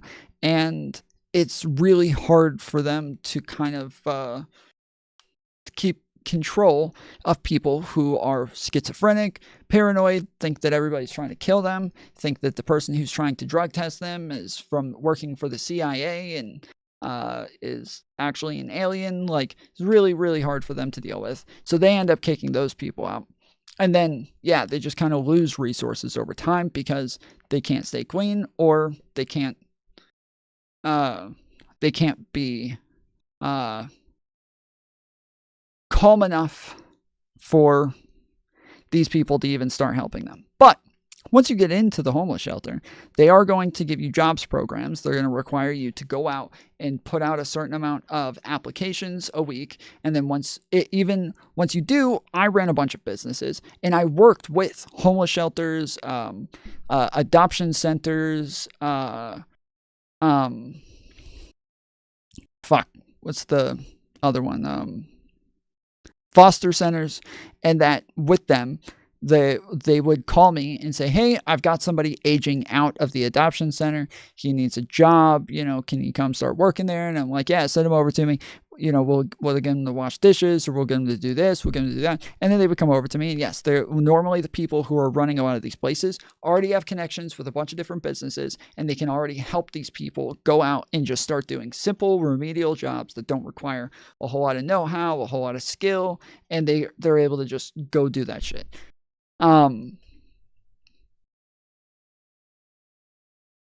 So yeah, but if you're going to do the jobs and if you're going to do the work, normally you'll do well. Lots of these people, they don't do well because a lot of times there are other issues that are there, and so it's a long process. It's a very long process. A lot of people who are drug addicted can't just get off drugs just because they want to. And I know a lot of people think they can. They can't. It's a pure, psychological, mental illness that is not simple to just stop just because you want to. And so lots of times they have to try until eventually, yeah, they eventually get it right. But throughout the process, yeah, lots of times they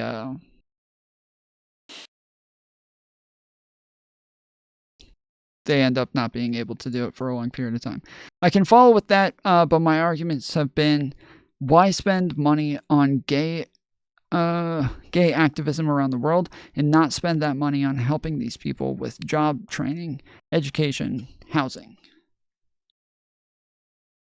That's what I'm saying, is that they are helping with those things. Again, the outside of the mental illnesses, like the people who are mentally ill, they are helping with those things.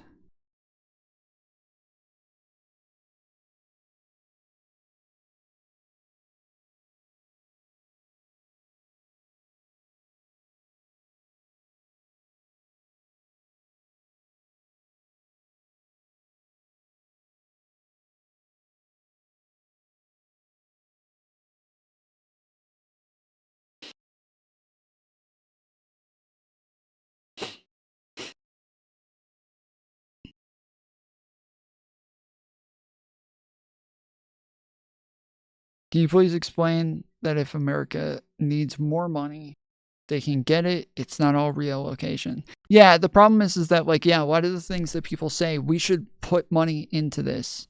From experience, because your eyes and voice give me opiate vibes. One, that's the good vibes. Good vibe checks, yes. Was a heroin addict for a while. But that was, 20 years ago.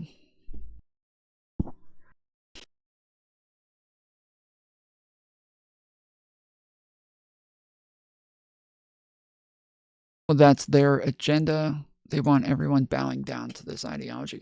Again, most of the time, the way that like most of the media represents the left isn't really what liberals believe. You can see it through polling, you can see it through like most independent media, you can see it through like streamers that are popular. Like it's just not the way that most lefties think. Like when you guys look at like what you call DEI or like wokeness or like trans ideology, men can be women, like these aren't things that most liberals think. These aren't things that like most people believe, but you guys like have an idea of them that is a complete straw man. And I'm positive that I can go to like any conservative and give them an argument for why they believe something. So they can say, well, I believe this. Can you tell me why, Tom? And I'll be able to make a great argument for why they believe that thing. Whereas if I say to them, I believe this thing, they will not be able to give an argument for why I believe that thing. They will not be able to explain it in any like real depth or detail. And it's, yeah, it ends up being where like, yeah, you guys think that everybody believes things that they just don't think. But anyways, yeah, it's not like when you cut some government spending, that doesn't mean that it goes somewhere else. And it doesn't mean that you get the money back. That's not really how it works. So it just ends up going back into the budget.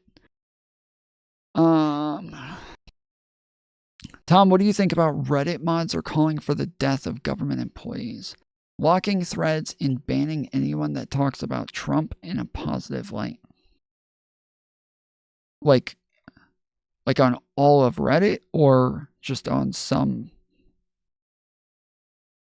some threads or some in some subreddits or whatever.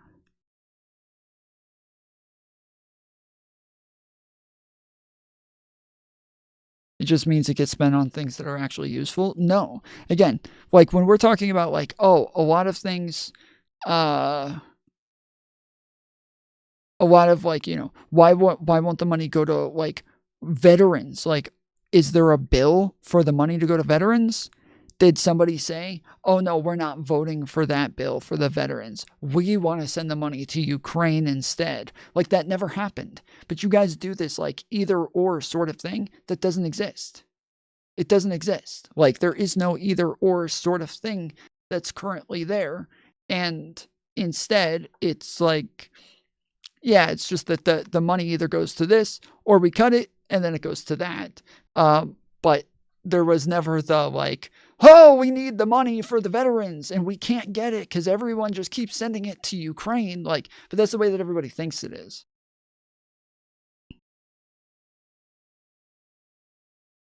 Sure, it does. It's not about where the money could go to.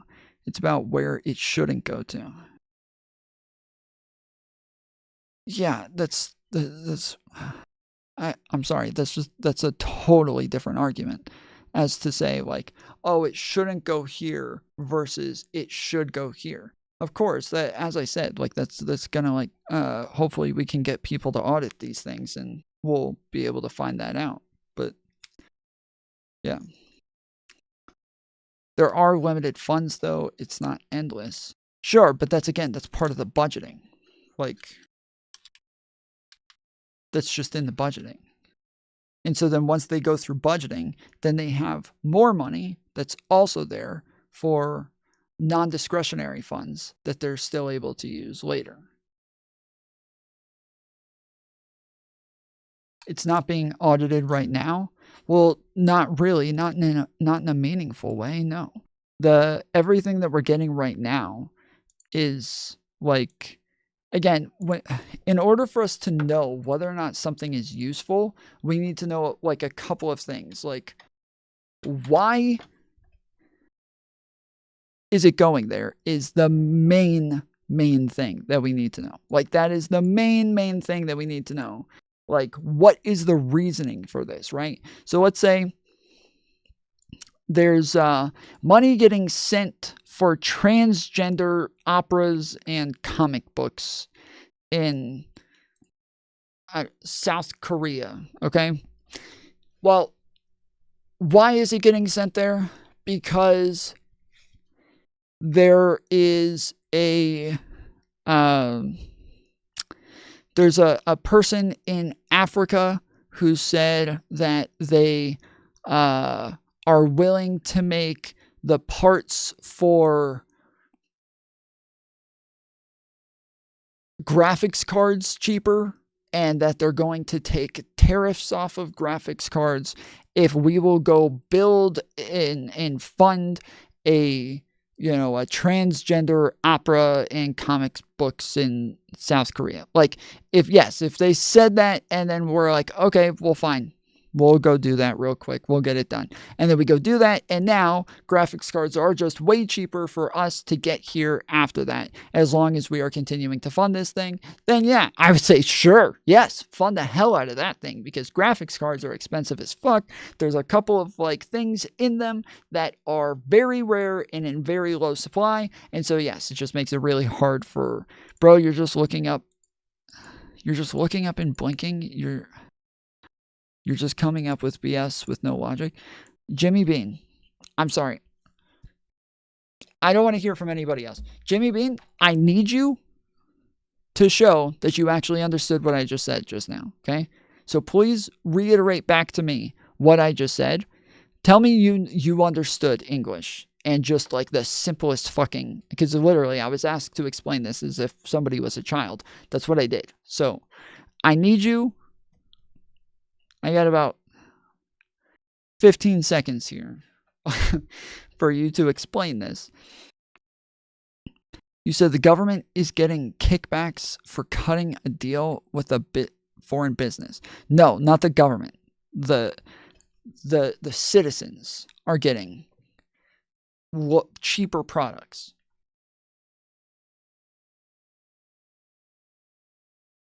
The citizens are getting cheaper products, right? That's what I'm saying. Is that these normally, I think they're just money laundering per usual. That's not per usual. That's literally never happening.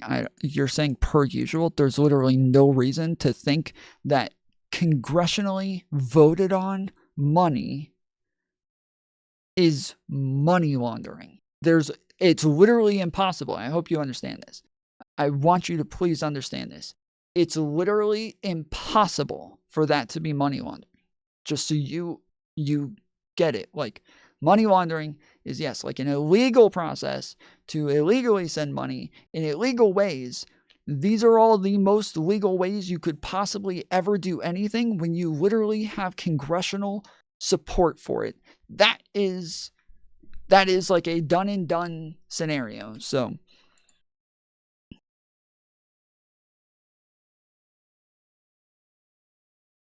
I give you 20 minutes, and you so real, plus you make sense and I can understand your words.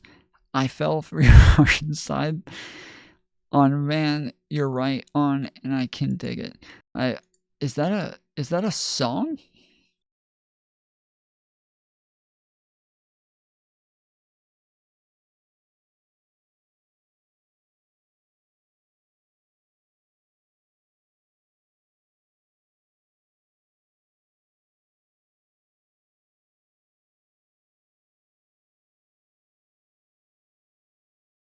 Bars, unintentional song. Yeah, I was about to say, bro, I think I could turn this. I give you 20 minutes. Yeah, I think I can work with this.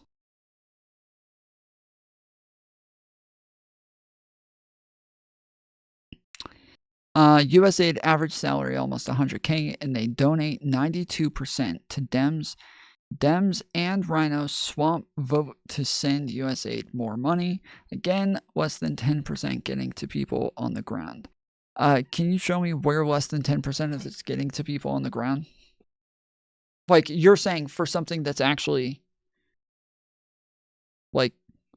supposed to get to people on the ground. You're not saying just in general. You're saying things that are supposed to get to people on the ground, less than 10% is getting there, right?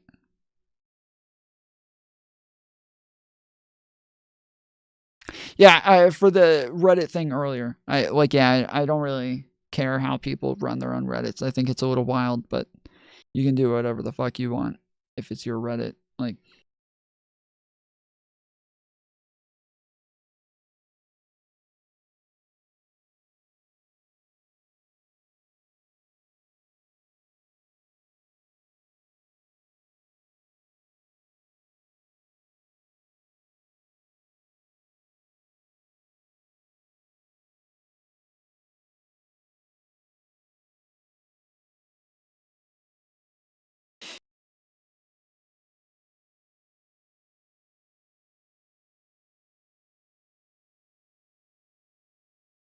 Thank you, Mike Jacobs.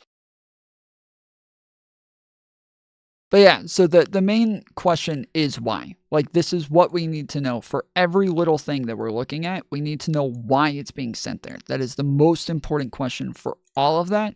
And it's the one question that we're not getting answered for any of it. It's insane. There's no reason that we should ever make a decision on whether or not some money should be going to a place if we don't have the answer to why it is being sent there in the first place.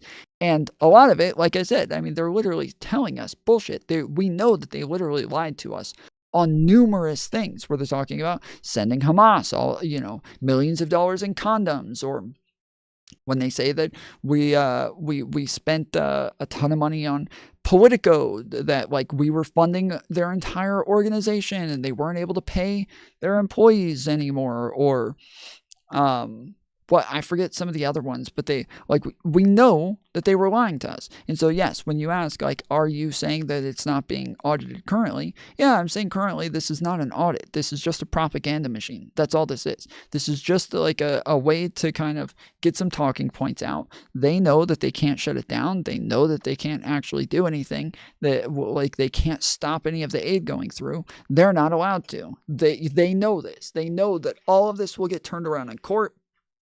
But I am all for an audit and for us to like get a lot more transparency.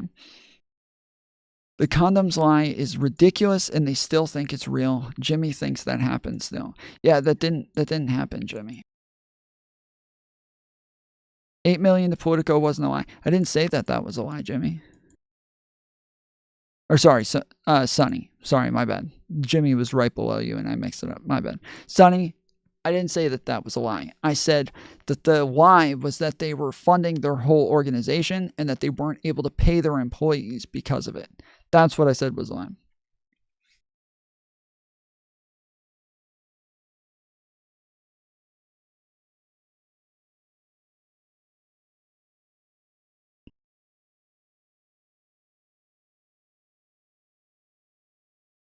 They have the House and the Senate. They're going to cut the expenditures unless we call it out. Yeah, but most likely a lot of these are going to end up getting cut. But yeah, we'll end up getting the information before that happens. It sounded like you meant the funding period. No, we went over it earlier, and it turns out that like it's just a program. It seems like that they just offer to people, and USAID is willing to pay for it for like senators, congressmen, like stuff like that. And so yeah, there's like tons. I think they showed that like there was over 500,000 just from like Republicans in the Senate. You just said it's a good idea to support dumb shit so we can buy stuff from another country cheap when we could use the money to make factories here.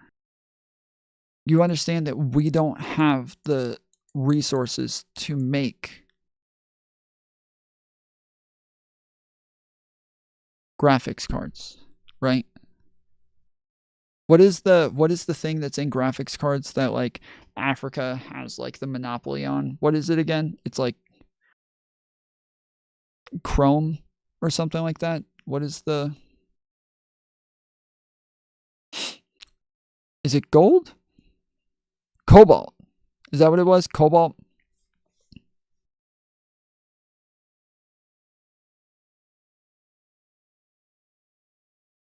Okay. Yeah. Yeah, so that's why I used that as an example, is just because there was a period during COVID where cobalt was in like super short supply, and then nobody was able to get graphics cards, and graphics cards were just super expensive during COVID because yeah, we just couldn't get it. Cobalt isn't used in graphics cards, mostly silicon. Is it? Okay, yeah, I'll have to look it up now because I'm not sure either.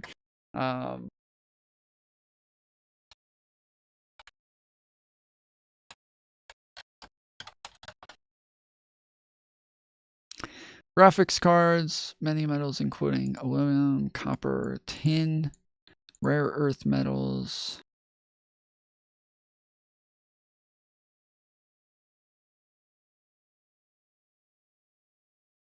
Yeah, I thought it was the stuff in the semiconductors, but I could be wrong.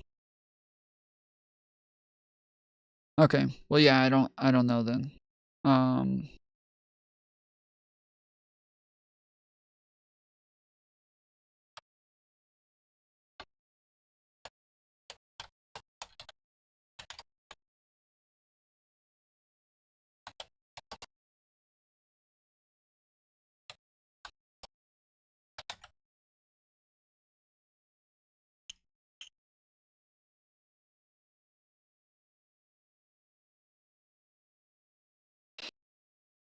graphics cards and COVID-19, the story of the once common graphics card. Not everyone is a computer guru, and the fact of the matter is that many of us do not know the ins and outs of our own computers. One component that computers share is the need for graphics hardware, from the humble Chromebook to the biggest and best video gaming setup. Every computer needs graphics hardware to display anything on the screen. Who needs graphics cards? I don't care. What goes into a graphics card? Where do these materials come from? Like any product, graphics cards do not just appear out of thin air, but they are complex items that represent thousands of hours of manual labor, shipping, and gallons of fuel. Most of the raw materials used for this product have to be harvested and mined, with things such as gold, cobalt, palladium coming from South Africa, silver from Mexico, and copper from Chile and Brazil. Being sent to transistor. Wait, yeah, I am right. Okay. Being sent to transistor and capacitor manufacturers in Asia, sent to Taiwan, along with silicon synthesized in China to create graphics cards. The map to the right shows the countries and the materials are harvested in black lines to the areas of production, green lines, and finally transport to the two largest markets in the world for graphics cards in North America and Europe, red lines. After these cards are created by companies such as AMD or NVIDIA, okay, working conditions. It's no secret that the working conditions in mines are awful, but how does that relate to electronics that you consume? The electronics industry is notorious for its exploitation of the cheap labor to get the raw materials necessary for making electronic products. There are many examples of this, such as notorious mica mines in Madagascar that turn sheet mica, which is an extremely valuable element for creating electronics. Okay, yeah, so it sounds like it might be the mica. An Army of Children Toils in Africa Mines by Lisa Cavazuti. It is said that a picture emerges of children as young as 4 years old, performing long hours of labor-intensive work in often dangerous conditions to collect material whose price will be inflated nearly 500 times by the time it leaves Madagascar shores. Mica? Okay, mica. Thank you. This shows that the industries that harvest the materials from Africa take advantage of the population by utilizing cheap labor and making the product up in price for themselves, but utilizing cheap labor and the workers' little harvesting. Another element that plagues the African mining industry exists in its gold mining industry. Since Africa is the world leader in gold mining, it stands to reason that a lot of the same issues plague the industry as the mica industry. But with gold, there is an even more dangerous aspect of the amount of uranium that comes next to gold deposits. In an article, blah, blah, blah, South Africa gold mining areas using barber-based hair sampling when the explores the amount of radiation that is brought to the surface inadvertently during the mining process, which are high enough to lead to adverse health consequences, including cancer. The article by Wendy makes us consider, okay, Africa is not the only country that is plagued with poor working conditions. The same dangerous working conditions exist in the silver mines in Mexico, copper mines in Chile and Brazil, and that is because the companies that own the mines all over the globe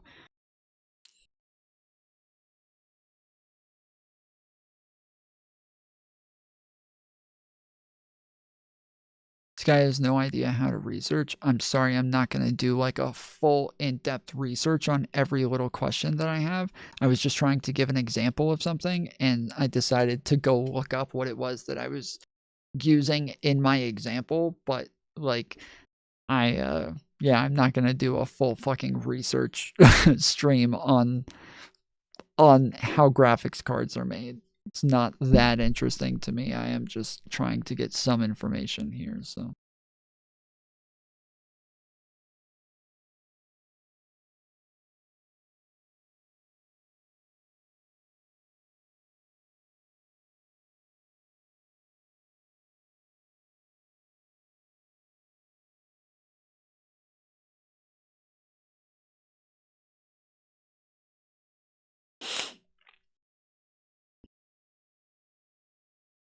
Yeah, I figured shipping was definitely one of the reasons, because shipping was an issue for everything during COVID.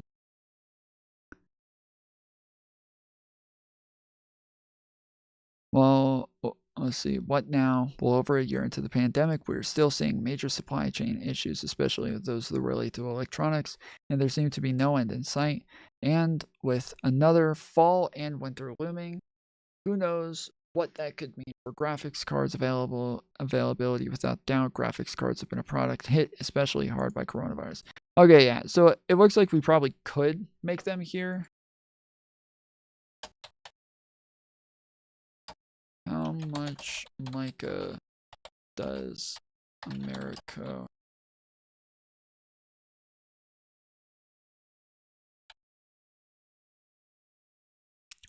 According to the latest USGS data, the United States mines a relatively small amount of mica, with domestic production estimated around 40,000 tons per year, primarily sourced from states like Georgia, North Carolina, and South Dakota. Most of this mica is processed into small particle-sized ground mica for various industrial applications. Okay. Yeah, I think I know what that is, because yeah, here in it says that a lot of it comes from here in Georgia, and I'm pretty sure it's like this little flaky shit that's like in our clay that almost looks like fool's gold, right?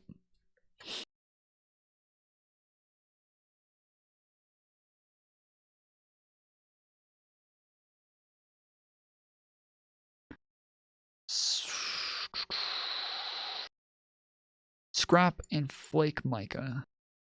Most of the domestically produced mica comes from scrap and flake mica recovered from other mining operations like feldspar and kaolin.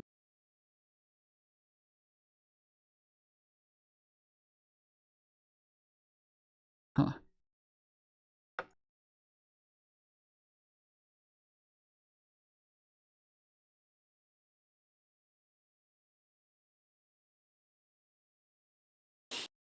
Nobody hates America more than Trumpist Americans, though. Yeah, it is. I would say that they're like the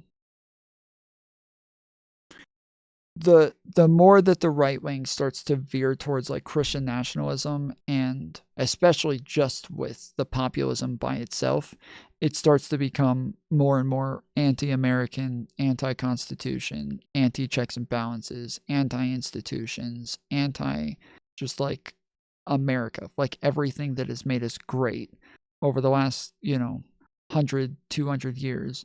It's all of those things are purely rejected by that group, and so it just seems to be becoming more and more popular over time. But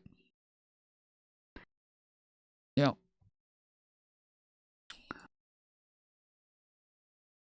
I was gonna say earlier, it's interesting, yeah, that Bernie Sanders came out against Israel, because I always hear a bunch of like neo-Nazi guys that I know like talking about Bernie Sanders as like a hardcore Israel first guy, and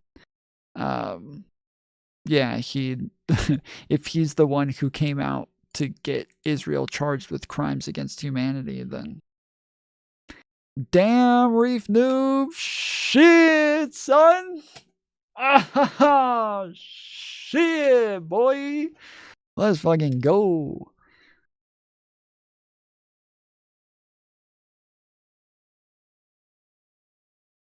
Yeah, it's probably going to be insanely expensive for us to make graphics cards. Like that seems to be the reason from what I'm reading. That seems to be the major reason for why we're using all of these other companies to do it for us right now, is because yeah, they all underpay everybody for this shit to where. But anyways, yes, the example was just that, yes, we were going to get it for cheaper. And so if it turns out that, yes, we're able to get things for cheaper because we're able to make deals like this, then yes, in that case, it would be beneficial for us to send money for a transgender opera and comic books or whatever in fucking South Korea. Like, yeah, it wouldn't matter all that much. And so, yeah, so like the main thing is, what is this about? What are we doing with this? What are we achieving? What is the reason for it? Why did we think this was a good idea? Like, these are the things that we need to know. And liberalism is a mental disorder. Yeah. Well, so this is what I'm talking about. When I'm talking about people who are like anti-American values, these are the people that I'm talking about. It's like We Cook, where, yeah, they don't give a fuck about American values. They don't have anything that would be considered an American value. They're just people who happen to live here and then want to change it to something that's closer to South Korea or North Korea. I don't know. I can never remember.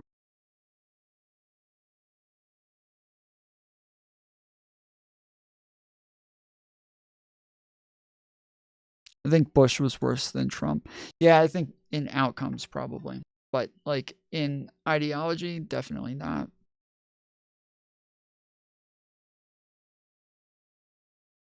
Anti-American values are going against the Constitution and amendments like the Second Amendment, for example.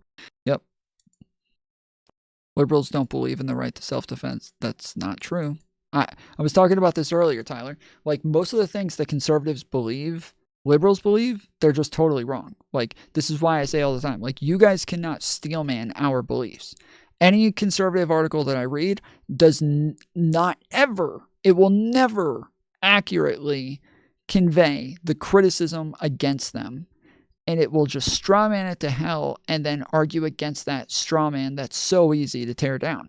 Whereas every time I read like articles, not liberal articles, right? Like CNN might do this, MSN might do this. But if I read Political or Associated Press or something like that, yes, they are very good at like steelmanning both sides, giving you like exactly what happened, exactly what the argument is, and then just kind of explaining it with facts. But yes, no, the left does believe in the right to self-defense. Now, I will say that there are people who are far left, right? And once we get into the far left, and this is what the right characterizes all liberals as, is anytime you hear an argument that is a left argument or a liberal argument, it's almost always like a uber progressive argument or a leftist argument, like a communist, a socialist argument. And so, yeah, it's almost never something that liberals actually believe. The right to self-defense is generally something that all liberals believe in. But when you look at something like Kyle Rittenhouse, right, there were tons of fucking leftists out there who were all like super against Kyle Rittenhouse. They weren't really against the right to bear arms. They were just mad that he fucking shot at people at BLM. So like they just went off on him. But in reality, leftists are some of the most pro-gun people you'll ever meet. Like again, when I say leftist, I mean like communist, socialist, Marxist, like they are some of the most pro-gun people ever. But that's because they think that they're like their little twink boyfriends are all going to run out and have a fucking revolution one day. So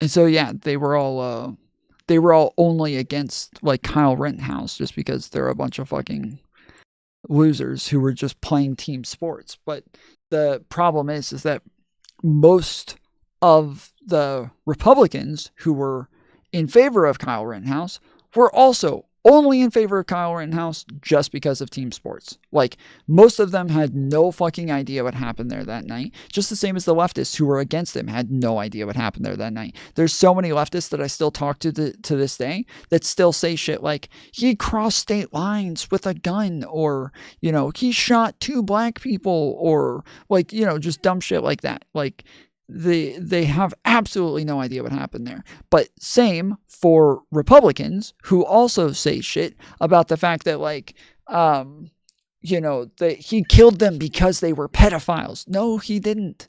He didn't know that they were fucking pedophiles. He didn't kill them because they were fucking pedophiles. Shut the fuck up. Like, that is not true.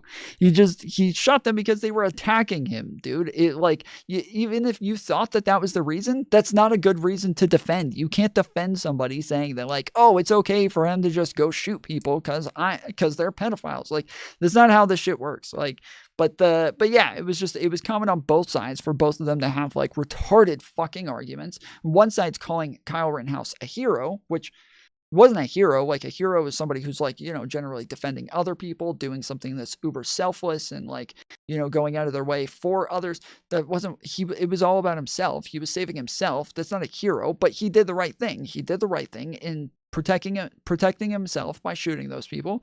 It just wasn't a hero. But yes, it was both sides just playing these fucking, like, retarded team sports. Bro, he was getting attacked. What the fuck are you talking about? That's what I said. What the fuck are you talking about, Crumbled? Who the fuck are you talking to? That's what I said. I said he was getting attacked. So what the fuck are you talking about, Crumbled? What is it too hard to just listen? Why? This is what I'm talking about. This is literally what I'm talking about. Is you guys just play team sports. You're just playing team sports. You have no idea what the fuck's going on. You have no idea what the arguments are. You have no idea what's true or false. You're just making shit up as you go. You just want to play team sports. That's all it is. You did just say that. Yeah, like, this is what I'm talking about. This is exactly what I'm talking about. They just make it up. They just want to play team sports. That's all there is.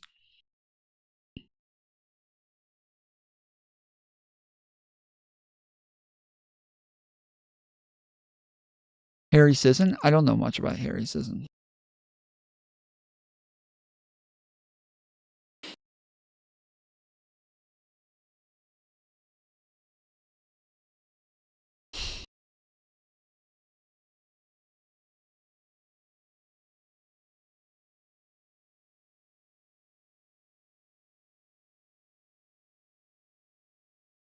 Hey, my daughter, Tolls Jenna, got in a small car accident and is okay now.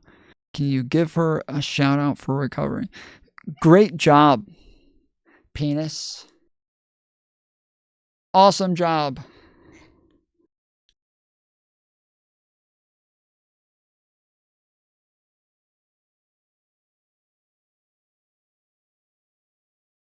Bruh, you did just say he wasn't in the right to shoot them. Tyler,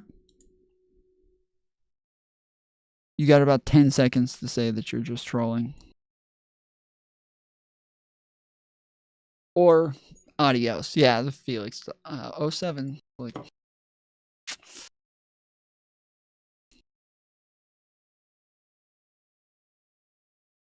Kyle Rittenhouse is a pedophile. Nice. Good one.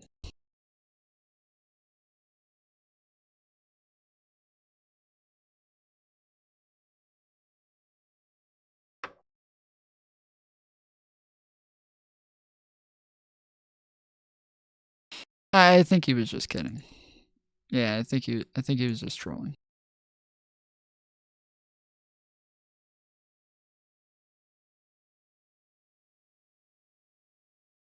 Actually, we do know from both the video evidence and the court case, one isn't just a hero for standing up for others, it is also heroic to stand up for oneself under dire circumstances.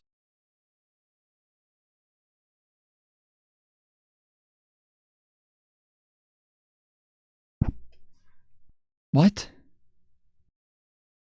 You know what a hero is from the evidence in the court case? What? Yeah, no, I would not call Kyle Rittenhouse a hero.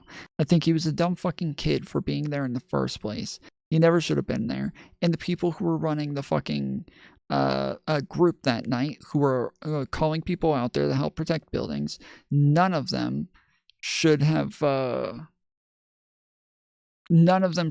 somebody who was a kid to be there. He was a fucking retarded kid for being there with a gun in the first place. Nobody who's in favor of guns or gun safety should ever be in favor of that kid showing up there with a gun that night. No shot. Nobody who's in favor of guns, because if you're in favor of guns, you probably believe in like very strict and stringent gun safety. And if you believe in very strict and stringent gun safety, you do not believe that that kid should have been there, okay? So I'm sorry, but that is just a dumb fucking kid who should not have been there.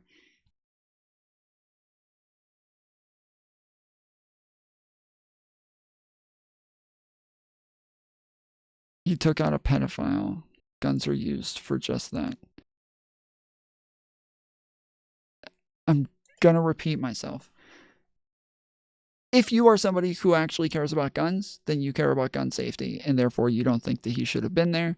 And yes, anybody who disagrees with that is probably somebody who's literally never even looked at a gun in their life, and they're just fucking LARPing on the internet trying to look cool.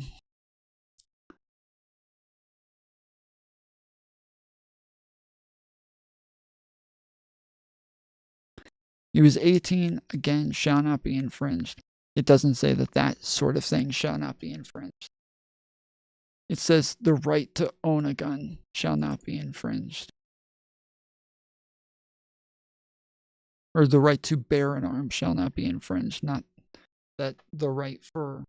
because like by that thought process, we should also allow like illegal immigrants to have guns, convicted felons, convicted murderers, convicted rapists, like, you know, people with schizophrenia, like by all of these, yeah, then now you're just saying there's no limiting factor, and we should also be allowed to have fucking like nukes and shit in our backyard. Like that's an insane thing to say. Convicted felons should own guns. Some, not convicted felons with violent charges. No.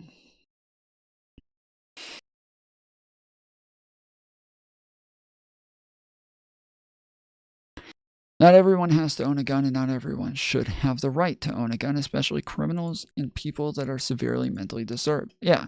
Again, yes, anybody who actually owns guns agrees with this. Like, literally anybody who owns guns agrees with this because, like, they understand just how insane, how insanely, like, big of a responsibility it is to carry a gun around and how important, like, safety processes are.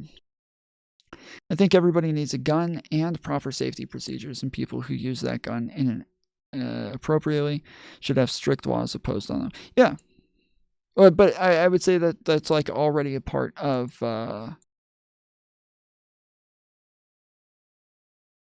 that's already a part of, like, yeah, taking away guns from people with violent crimes on their record. Like, I'm somebody with felons on my record. I'm allowed to buy a gun. I can buy a gun.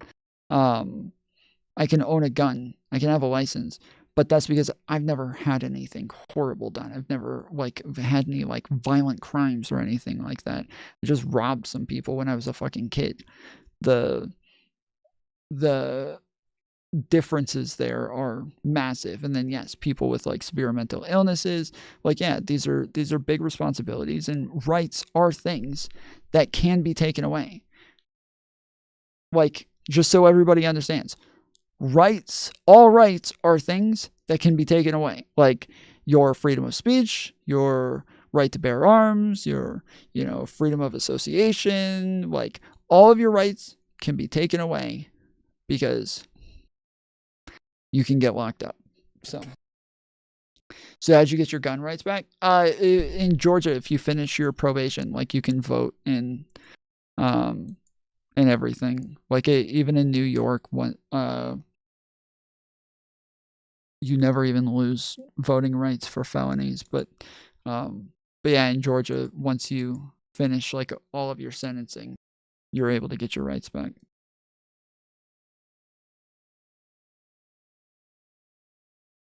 Yeah, again, if it's not a violent felony, then yeah, sure. Yeah, different states have different laws.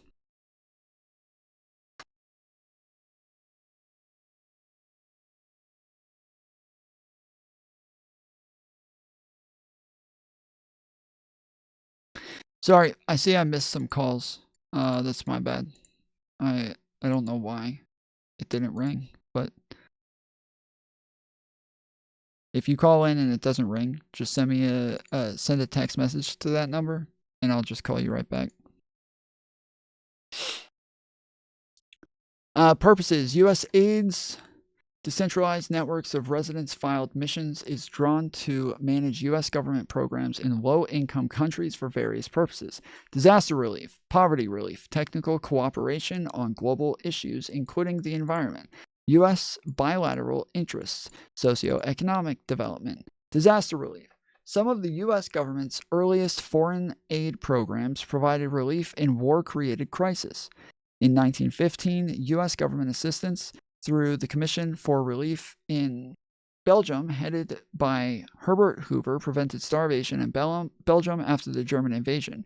After 1945, the European Recovery Program, championed by Secretary of State George Marshall, the Marshall Plan, helped rebuild war-torn Western Europe.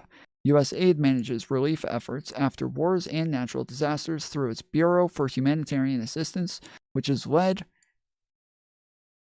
the lead federal coordinator for international disaster assistance. What is the Marshall Plan? The Marshall Plan was an American initiative enacted in 1948 to provide foreign aid to Western Europe. The United States transferred $13.3 billion in economic recovery programs to Western Europe economies after the end of World War II, replacing an earlier proposal. After 1945, many newly independent countries needed assistance to relieve the chronic deprivation afflicting their low-income populations. USAID and its predecessor agencies have continuously provided poverty relief in many forms, including assistance to public health and education services targeted at the poorest. USAID has also helped manage food aid provided by the U.S. Department of Agriculture. Also, USAID provides funding to NGOs to supplement private donations in relieving chronic poverty. Global issues. Technical cooperation between nations is essential for addressing a range of cross-border concerns like communicable diseases, environmental issues, trade and investment cooperation, safety standards for traded products, money laundering, and so forth. The United States has specialized federal agencies dealing with such areas, such as the Centers for Disease Control and the Environmental Protection Agency. USAID's special ability to administer programs in low-income countries support these and other U.S. government agencies' international work on global concerns. Hey guys, if you don't follow me on Twitter, make sure you go follow me real quick. There's a post that I made earlier. And, fuck, can I get to, there we go. There's been a lot of stuff coming out about Hassan recently. You may have heard of it with Ethan Klein and all of them. Put out this video from my stream this morning talking about denims. Leader of Destiny. I don't know him. They're like, oh, just to like bring her back to reality for a second. I mean, if you opened the guys, the IDF member is bringing us back to reality. Okay. The IDF member is bravely taking a break from killing unarmed children to bring us back to reality. Guys, thank goodness the brown person is taking a break from suicide bombing unarmed children to cover Ethan Klein and his wife. True. Thank goodness. Thank goodness. Sorry. Terror babies. Terror babies. Terror babies. Sorry. Destiny subreddit, it does not make you an... Sorry. Sorry. Baby colonizers. Baby colonizers. Sorry. Sorry. Thank you. Thank you. I thought it was funny as well. So yeah, do me a favor. Go like the post real quick on Twitter. Didn't they find payments made to undisclosed recipients to the tune of millions? That could be for politicians, terrorists, anyone. Again, that's what I'm talking about, though, is that, like, hey, Ross, like, you guys keep agreeing with me when you keep saying, like, we don't even know what these are for. Like, that's what I'm saying, is that we would need to know what these are for in order to have any idea whether or not the funding is worth it or not.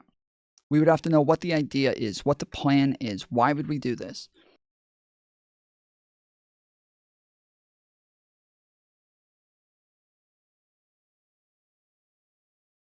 So yeah, that is the whole point, is that yes, like if you're afraid that the money is going somewhere that you don't think it should, then yeah, it's pretty important that we get information on where the money was coming from. Or sorry, why the money was going there. All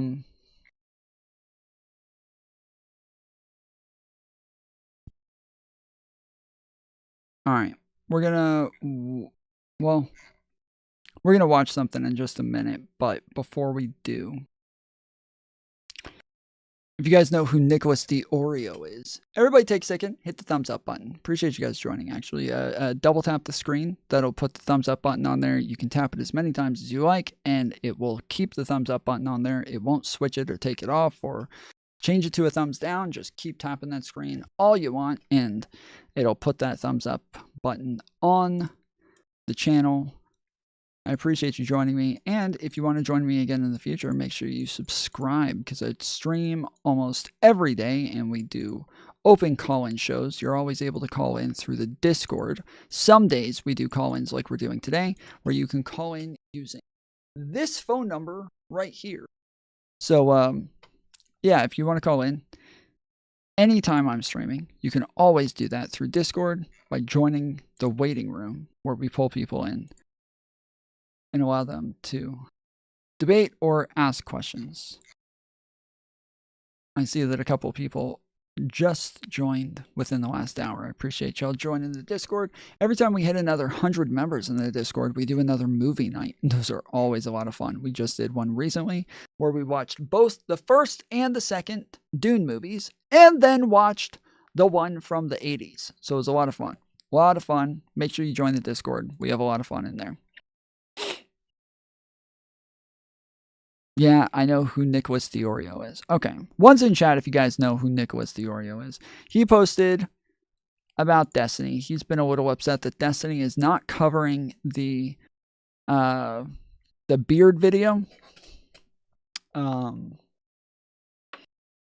What's his name?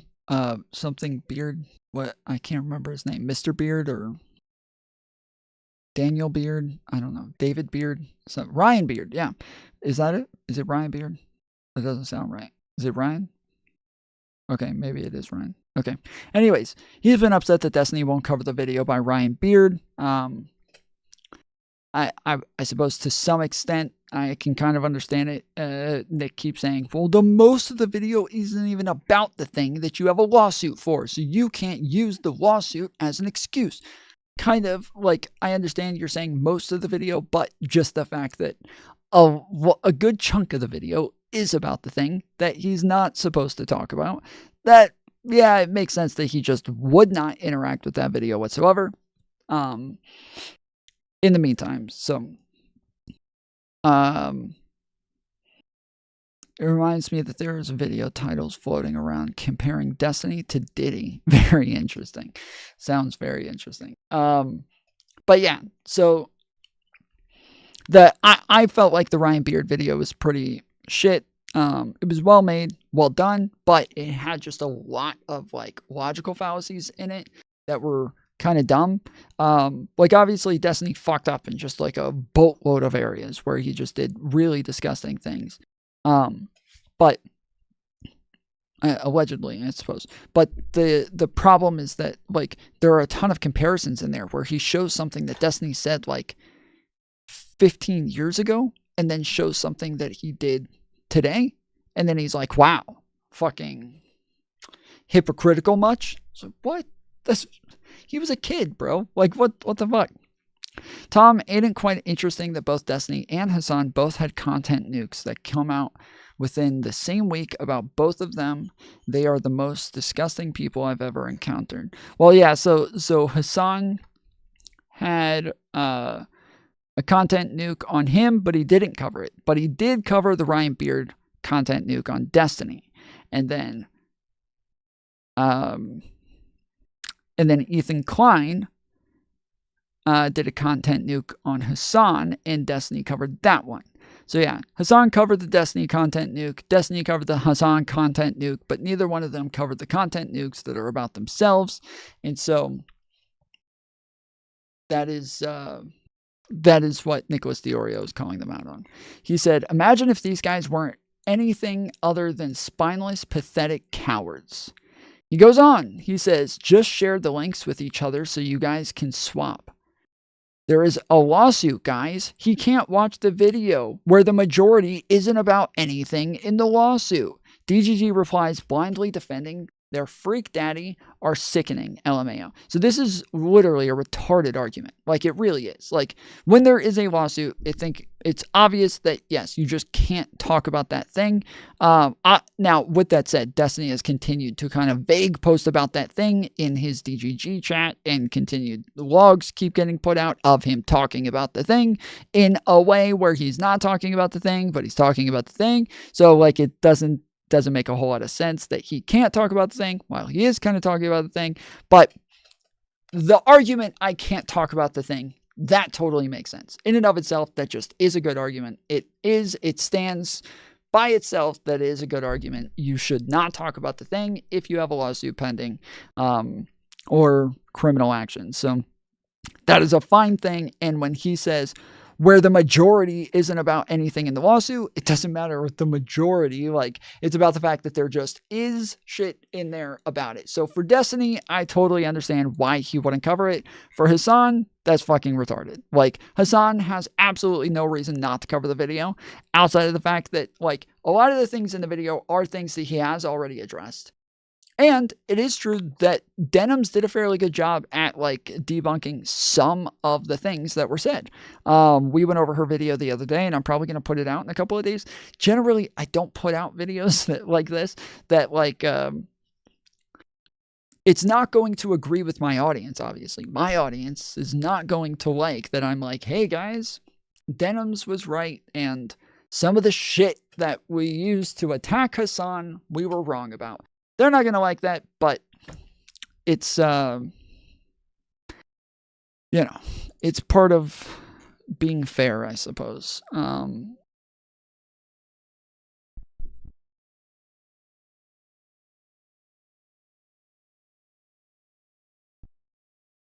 yeah, Destiny not covering his, that totally makes sense to me. I think this is a dumb argument from Nicholas DiOrio. He says, also, this goes without saying, I don't really care if you like my Hassan or Ethan coverage. If you think Destiny should still have a career as a respected political creator after what he did to Pixie, I invite you to unsubscribe, unfollow, so I don't have to go through the trouble of purging you myself. You're not welcome in my community. Yeah, this is a hard one. Obviously, I've talked about the fact that, like, what Destiny did is blatantly disgusting, and he's going to lose a ton of respect for this. He's going to lose, a lot of viewers over it. He's going to lose the ability to network with respectable people and politicians and shit like that. But the people who watch him for political analysis aren't going to be like, oh, well, the guy who I get political analysis from has really fucked up consensual, behaviors. So I can't listen to him for politics anymore. Like, obviously not. That's generally how we generally do, like, separate the art from the artist. Michael Jackson, still listen to him. Horrible guy. Bill Cosby, still watch the Cosby Show.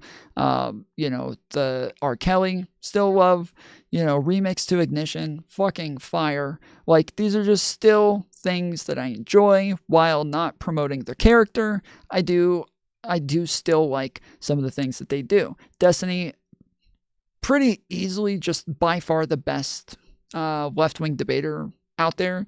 There's not even a second that's anywhere close. And so, yeah, I think that people are going to watch him for those reasons.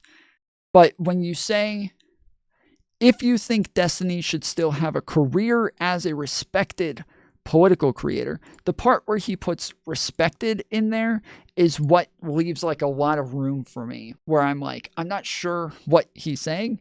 Is he saying anybody who watches Destiny anymore should unfollow him? Or is he saying anybody who thinks that Destiny should just get away with this scot-free should unfollow him? Because obviously Destiny's not going to get away with this scot-free. He's going to he's not getting away with this shit. Like, this is gonna follow him forever. So yeah, this is I don't know anybody making that argument. I personally can't stand the overstating of the Destiny situation. I get what he is accused of doing is bad, but the people calling him a sex abuser or a rapist is pretty ridiculous. Yeah, the people saying that he should be on like the sex offenders registry, those people are actually like really just fucking upside down people. Like, they're look, it's easy when somebody does something fucked up to like gain a hatred for that person. That's a normal thing for all of us. It's like you see somebody do something so fucked up, and especially in Destiny's case, where he didn't just do something fucked up, but he did something fucked up to somebody that was kind of beloved, like somebody who was just a very sweet, very innocent person that everybody really held in high regard, and even Destiny held in very high regard. Pixie is somebody that Destiny has said a ton of times over the last year that she is one of the only people around him who has never fucked him over, right? Like, that's like a rare thing for him. And then it's really, really fucked up when it turns out that he fucks her over in like one of the worst ways, allegedly. So it is, it is a really understandable thing for people to get this like visceral reaction to him and turn around and say things like he should be on the sex registry, or, you know, he's like a rapist or some shit like that. But obviously, that's just not true. Like, obviously, that's just not true. He's not comparable to a rapist. He's not comparable to a to somebody on the sex offenders list. He's not and what he did isn't considered like revenge porn most of the time, like, because generally he would have been had to have been the person who leaked it in order for that to be the case. But people are using these words because, yes, like, this comes with a lot of visceral reaction to it, and it's a really fucked up thing. And so, yeah, a lot of people are reasonably really upset with him over it. Crypt Rat said, talking about him like he's a serial killer is so performative, it's embarrassing. Nicholas Diorio said, just say you think it's cool to share your friend's sex tapes online. It's easier. See, this is what I'm talking about, where, like, yeah, but what they're saying is correct. Like, it just is performative. It just is performative. Two genders, MAGA. Yeah, so this MAGA 2025 guy here. This is what I'm talking about, where I'm saying that right-wingers and like people in MAGA literally have no idea what liberals believe. Liberals do not believe there are more than two genders. There are not liberals who believe this shit. Again, you're arguing against the fucking far, far, far left. And even the majority of them wouldn't say that there's more than two genders. But, like, yes, you are arguing against like people off the fucking spectrum, and you think you're arguing against liberals. It's bots. Yes, they have to be fucking NPCs to think that this is something that liberals believe, but it's just not. Man, the left can't meme and is in shambles. I can meme. I just played you guys a fucking meme. All right? I just played you guys a fucking meme. I am a meme machine. All right? I am memeing all over your mom's chest every single night. So yeah, he said, just say you think it's cool to share your friend's sex tapes online. LOL. It's easier. Yeah, this is retarded. JD said, just say you've never had sex before you paid for a prostitute. LOL. It's easier. Nick said, insane sex offender coded response. LMFAO. GTS said, bro is spiraling. And neutral ground said, for real. Calcifer said, bro, why are you acting like you care about Pixie? LOL, you fucking hate women, you fat little incel. It's so cringe that you guys do this shit. Just like the Jew hater JSTLK, none of you actually care about the victims. You just want to farm drama. That is, like, yeah, JSTLK, it just, everything that JSTLK does really does seem like it's just performative shit, just for views and crap. I like it, and it might just be me. It just might be my bias. Like, anybody who knows JSA, okay, do you guys not get the same thing? It's like when he starts hating on Destiny, it doesn't come off like a principled stance or anything. It comes off as just a fucking like sleazy like maneuver thing. Like, one's in chat. Maybe I'm alone on this. Maybe one's if that's your impression on this. Because yes, but when the way that he does this, it's just, are you a DGG or no? And people consider me a DGG or a Destiny orbiter or something like that. But I've literally never been in the community, never been part of the like the groups, never been like hanging around them, never participated in the shit, never been like on the website chat regularly or anything like that. And so yeah, I'm not really my thing. But DGG's a little bit too they're a little too unhinged. I've had like Tom was hated by DGG for a while. Oh, I'm sure I'm still hated by DGG. I don't think that's ever changed. Like, the DGG is always hated me, but yeah, that's not gonna change. They when I say that they're too cultish, like there was literally the last debate that I had with Destiny. It was Destiny, Pisco, like a number of people on there, and Destiny and Pisco at the end of the debate literally say that I was right and that they agreed with me.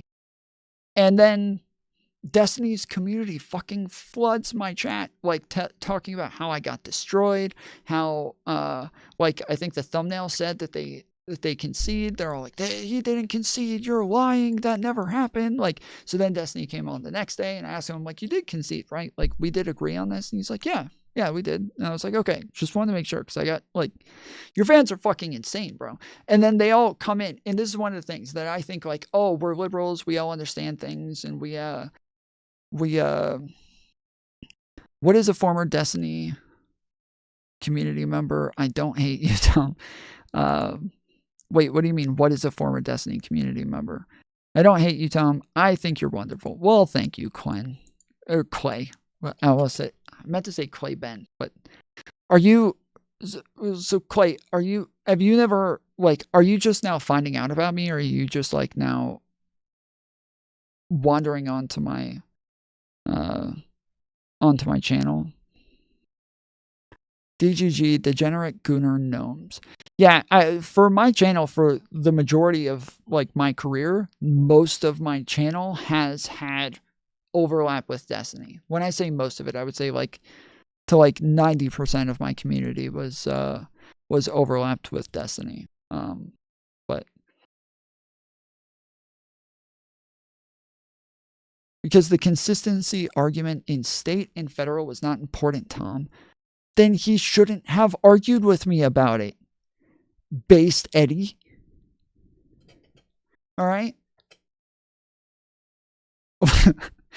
Then he just shouldn't have argued with me about it. I just wanted to ask a fucking question. Completely divorced myself from Destiny's community. I've been subscribed to your channel for some time, but unlike other members of his community, didn't feel the same way. Okay. I don't think I recognized the name, so I was wondering if maybe you were a bit new, but I'm a DGGer and I've never had any issues with you. I'm also a 20-year-old though. Oh, only a 20-year-old?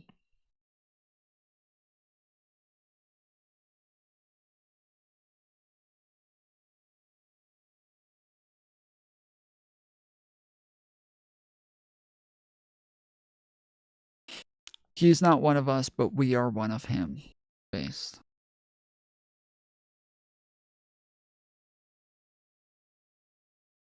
He hasn't read the shirt. It's clearly not a cult. True, my bad.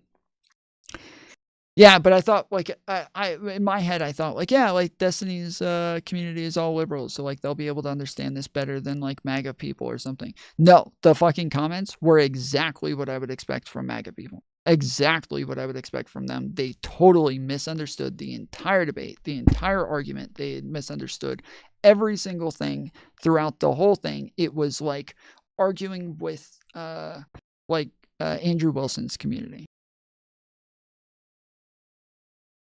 Not a 20-year-old. A lot of the people that freak out online about other communities seem to be young. Yeah.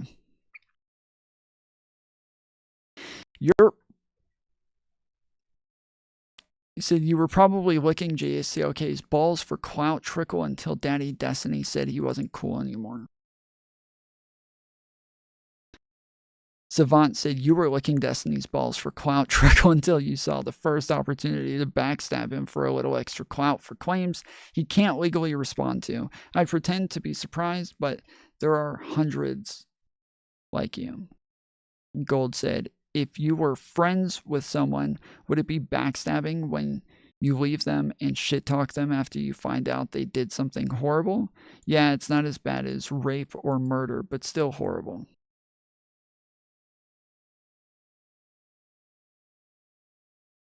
What? That made no sense, and they misspelled too many words to where that made no sense to me. You probably would have been better off with the MAGA people. Well, I'm just saying that, like, it is the same thing. It just ends up being team sports. Like, there was a while where, like, yeah, having too many arguments with MAGA people to where they literally would not engage in logical thinking. They just refused. Like, they refuse it. It's something that they were just incapable of. I will not be logical. And I just like having literally, I swear, you can go over the last 3, 4, maybe 5 months. I've probably had well over 200 to 300 debates. People in chat can attest. I have had well over 200 to 300 debates over the last, maybe 6 months. And it is just mind-numbingly insane the way that people run away from logic. I don't know who you are or what this is about, but looking at you, I'm guessing you're a shit lib. Like you have that look. Am I right? Independent. Get at me, bro. So yeah, the team sports like always just kind of drive me fucking nuts where people, they seem to just be locked on to like their team. They don't know what's going on. They don't know what's being said. They don't know what the arguments are. They don't understand them. They don't try to understand them. They just want to fight for their team. That's it. And who'd you vote for? The one and only based fucking queen.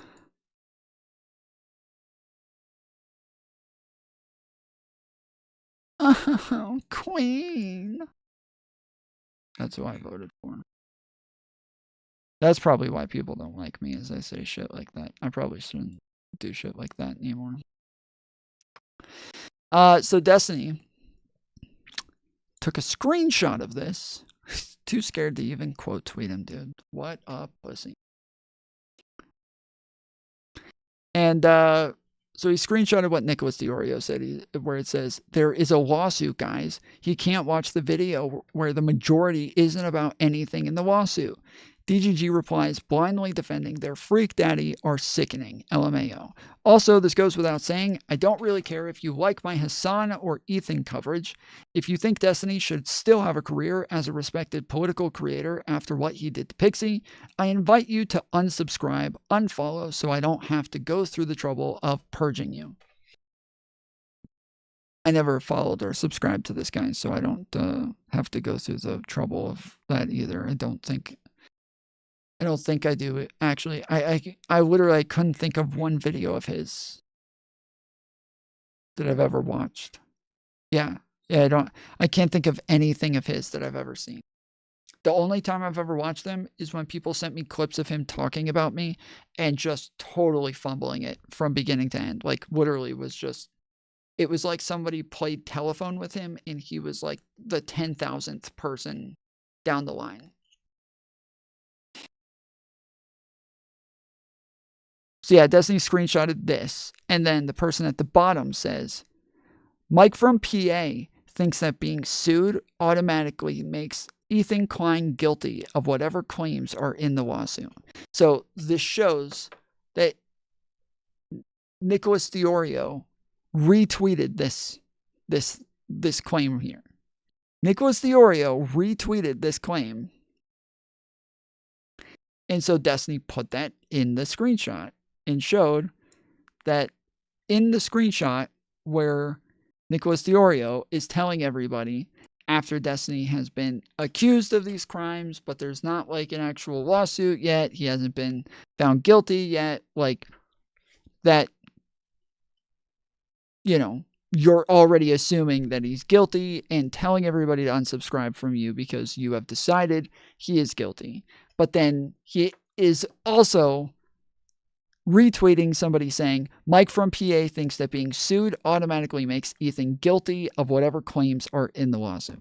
So this is yeah, kind of hypocritical. I think that a lot of people look at the videos from, or sorry, the screenshots from the Destiny conversation, and they think that this is like him admitting that he's guilty.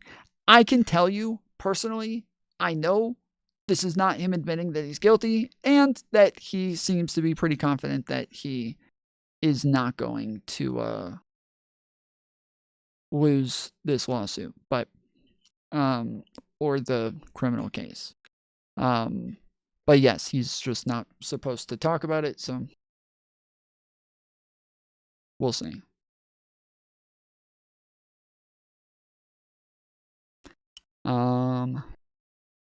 Yeah, I could have sworn there was stuff. I could have sworn that there were screenshots from him, from Diorio, just from the other day, saying that if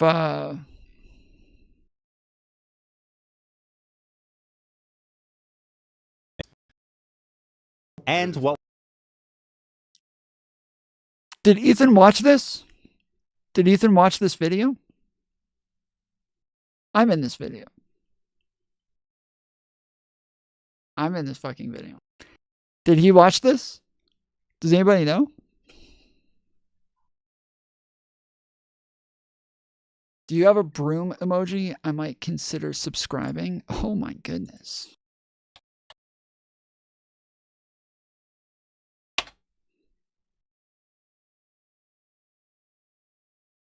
Yep, he did. Oh shit. Let's go.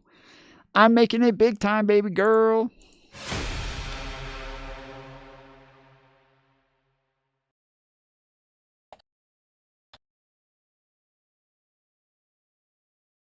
What day was that from?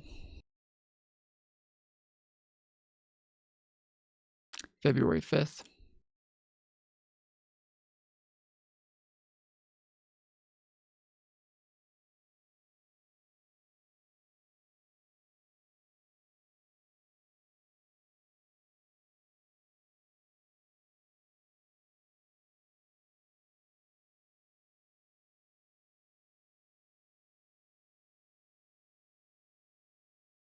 Yeah, I don't know what video that's in, but if somebody has a timestamp or a link you can send me on Discord, that would be helpful instead of me wasting everybody's time scrolling through everything.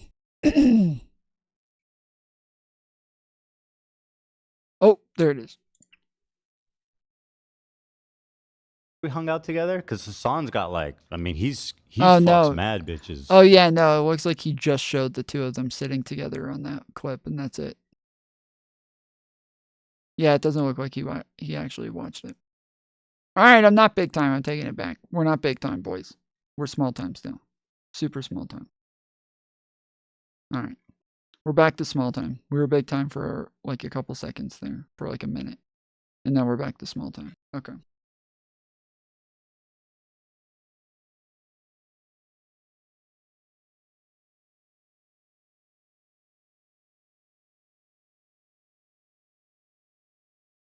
Yeah, I was there watching the podcast when he was live.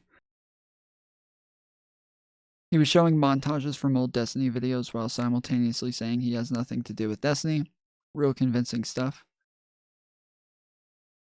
What? He was also showing videos of Hassan. Do you think that he's good friends with Hassan? No. The first person that I saw put out that video was just like a drama content creator. I don't remember his name. It's like something G or some shit. And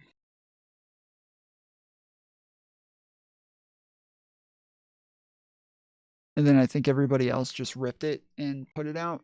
But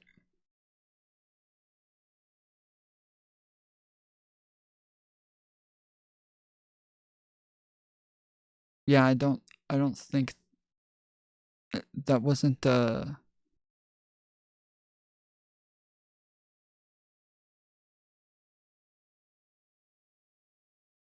wasn't even like a DGG video.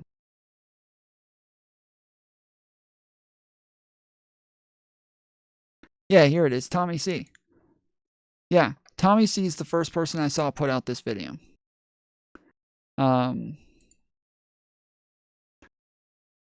Oh no, wait. Maybe is this a different video? Maybe this is a different one.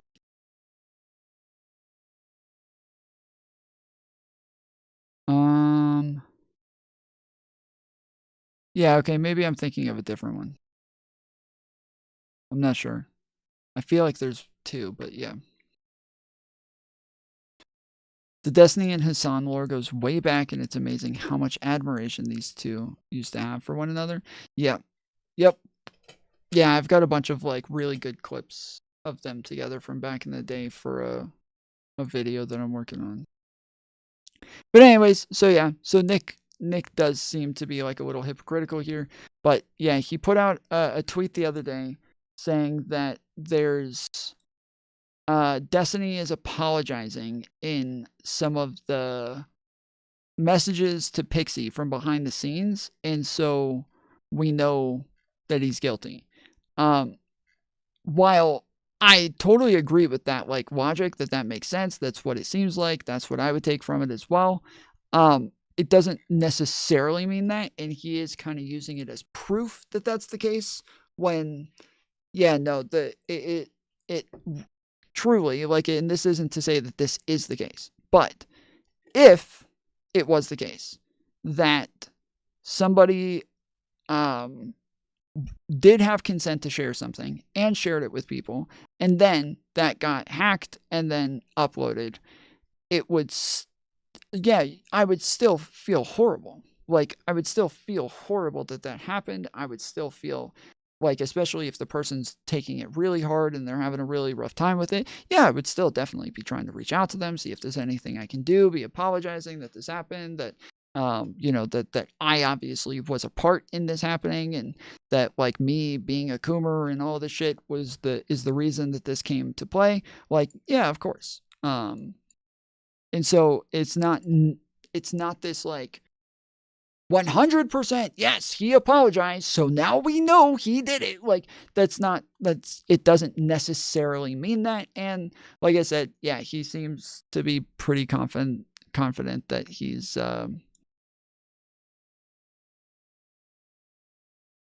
that he is not going to get in trouble. Which, with that said, President Sunday, we went over his video the other day. If you guys haven't seen it, his editor put out a video, and it is horrific, the shit that President Sunday did. He was like knowingly knowing that Pixie was like suicidal, that she was likely going to kill herself and all of this shit, and knowing that he had no evidence for any of his claims, his editor proves all of this throughout the video, that he knows all of this and knows he has no evidence, knows that there's nothing that he's going on. President Sunday still put out the video, which is the reason that Pixie had to come out with everything, right? So Pixie was trying to keep it quiet, keep everybody from talking about it, was denying that it was her, and then he put out the fucking video that made it, that like proved that he knew about all these things. So basically he was going on hearsay information. Nicholas? No, I wouldn't call that hearsay. He's just like, he's inferring something that I think makes sense.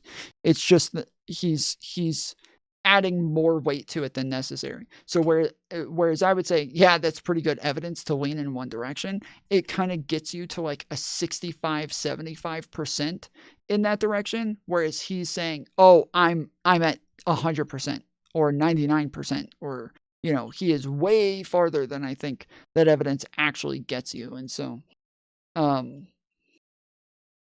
yeah, this is one of my like constant complaints about the commentary community, though. Drama streamer, right? Yes, exactly. That's what I was about. This is exactly my biggest issue with all of these like commentary community people, is that they don't really understand like how to analyze evidence and information. So it goes against the monitoring of drama in the online world, but I'm not judging anything until it's all been resolved and Destiny has had his say. Sunday is a douchebag, though. Yeah, so I was about to say, so when it comes to like the lawsuits, Sunday, whether or not Destiny is innocent, actually could play no part in his lawsuits, because Sunday took away all of Pixie's leverage in not coming out with it, right? Like, one of the big things in these lawsuits is that, like, yes, I am going to pay and we're going to settle this with no quarrel, no fight, you know, and a lot of money, because I don't want you to say this publicly. I don't want this to get out. And so I'm going to, yes, just go ahead and settle this and make it a done deal. With that leverage taken away from her because President Sunday outed all of this, President Sunday, Beckett, I can never remember the other lefty's name, but yeah, there was a couple of people who all coordinated this attack where they all put out videos on the same day. And literally said that, yes, they were trying to force Pixie to come out with the information. And it's just it's already just a disgusting thing to do, to try to force a victim to claim their own victimization. That's a disgusting thing to do. That is something that they should always be doing on their own terms. Bad empanada, yeah, thank you. But yeah, it's just that it is a horrific thing to do to people. And yeah, the fact that he did that, but also did it while like demanding that she come out, and he called her an extortionist for asking for money, when again, the editor shows that they knew that she was not actually demanding money for herself, and did say that she would just donate it to other people. What Sig was saying about how people should have outed her was just gross. Oh, it's disgusting. I think we looked for it the other day when I was streaming, just the 2 nights ago. And yeah, I think he deleted it. From what I can tell, it looks like he deleted it. I'll have to double check, but it looked, yeah, I went and looked for it on my,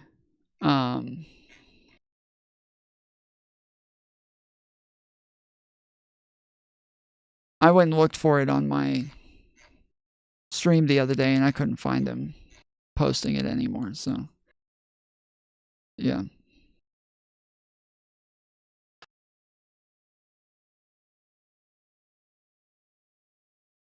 Yeah, I was gonna ask what you were talking about, Chad, but yeah. Anyway, so yeah, this is. He did come out with a video or a tweet the other day saying, like, you guys can't say that he didn't do this when he already apologized for it. We know he did it.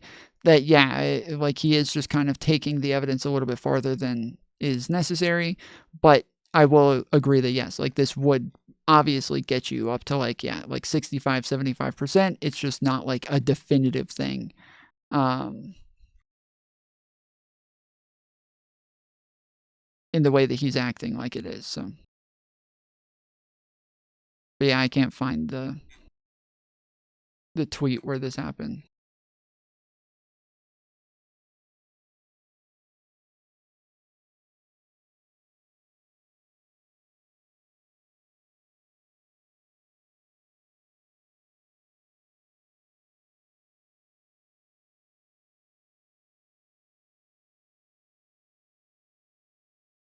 And I'm sorry, people making a big deal about like the fucking CEO of Twitch, like I can't stand this guy just as much as anybody else, but people making a big deal about the fucking titty streamers popping up on his phone when he shows shit, I do not give a fuck about any of that. The fact that it keeps coming up as some sort of evidence against this guy, it truly like diminishes your claims against him and kind of makes you look like a fucking like unhinged person, like you're just way too petty when you start adding like that to like serious claims about like anti-Semitism and like boosting people who are like pro-terrorism and shit like that. Like, yeah, you really diminish your own claims when you do this shit. So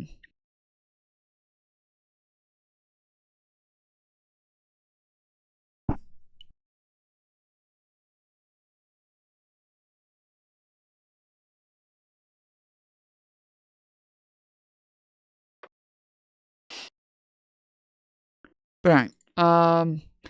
So yeah, so Destiny put that out, and he just showed that this guy is kind of hypocritical in the way that these two things came out. Yeah, Toko said that dude instantly went for the backstab once the weather wasn't fair anymore. Thinking Monk is a Destiny clip channel. He said, gotta love the double standard. Consistency wasn't one of the keys, I guess. Husky said, that's cool and all, but can you answer me why you unconsensually send people's nudes around? Why are you talking to 19-year-olds like they aren't almost half your age? Good person said, man, you guys are weak as fuck. You guys want Destiny gone so motherfucking bad. He ain't going nowhere. Destiny, you might need to head to the right after this, bro. Fuck these people. Oh my goodness. That would be a bit of an arc. Fucking shit.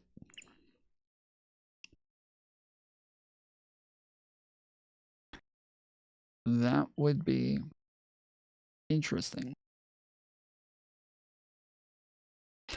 So Diorio replied to Destiny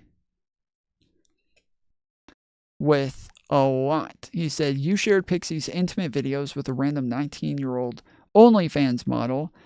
Was she an OnlyFans model? I didn't hear about this part. And then posted logs where you admitting to severely damaging her. Why are you responding to me at all? You literally did this, bro. Okay, so maybe it was this. Maybe this is what I was thinking of. So yeah, so where he's saying you posted logs where you admitted to severely damaging her.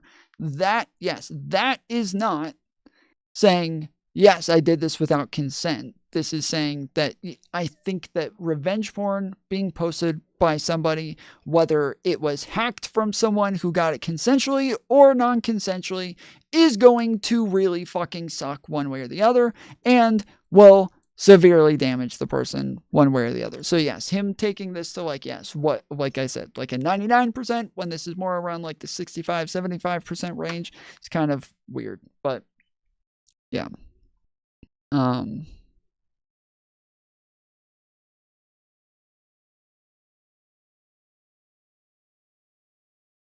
Ellie said he's really loud for someone who can't talk about this. He really is, yes. Nick said, I mean, yeah, this outburst along with his chat logs make everything 10 times funnier. Ellie said, at this point, he might as well just watch the video.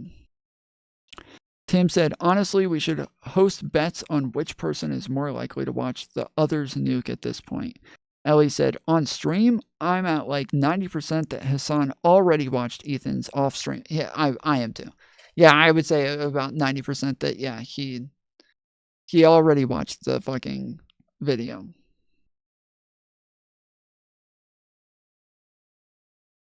Though he'll never admit it, Destiny sees Ryan as so far below him that I doubt he could bring himself to watch it. Yeah, I was already saying this, that like the way that Hassan talked about the video on stream when we first reviewed it seemed like he had already watched it. Then the other day he said, no, I'm not going to watch this, guys. At least not on stream. Like, I'm at least not going to watch it on stream. Come on. And so, yeah, I was like, oh, okay. Yeah, he's already watched it. I gotcha.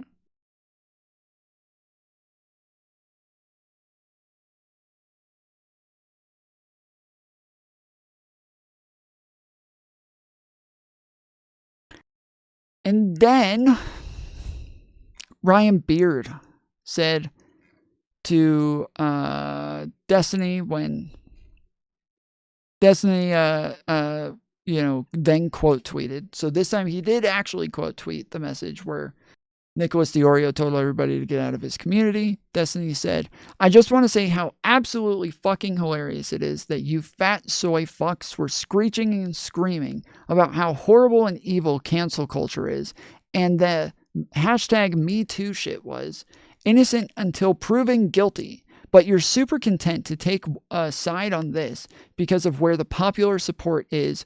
Only one side has spoken. I have literally been through this myself, okay? I've literally been through this myself. I know that loser fucks in the commentary community, like Chud Logic and these other people, yes, will easily jump ship and just go in a specific direction just based on where the wind is blowing. And it's so fucking weird to watch them one moment be like, this is so weird. These women, they make these accusations with absolutely no evidence. And then they expect everybody to support them just because they're cutesy little girls. And then the next thing you know, there they are fucking supporting the Discord kittens and be, oh, I can't believe they would do this to her. This is so horrible. Oh, evidence? No, no, no. I don't need that. This is disgusting, despicable. Who would ever do such a thing? Like, so quick, so fucking quick to make all sorts of claims and accusations. These people. Hypocrites, may I say more? Yes, it is just so quick, dude. So quick, these people.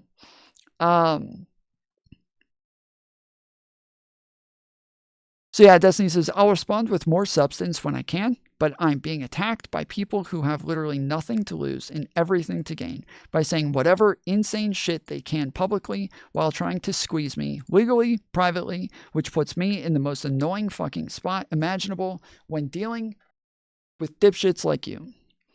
If you really want to show your nuts, why not attack places like Kiwi Farms where the content is literally still being hosted and blasted to the world? Oh, because that's a scarier party to go after, eh? Tito said, Tito Tortuga. I think that's a meme from Breaking Bad. Tortuga. I think the problem is all the DMs where you admitted to sharing nudes without consent. Seems kind of guilty. That didn't happen. That didn't happen. Destiny said, I didn't admit shit, but keep up the great framing.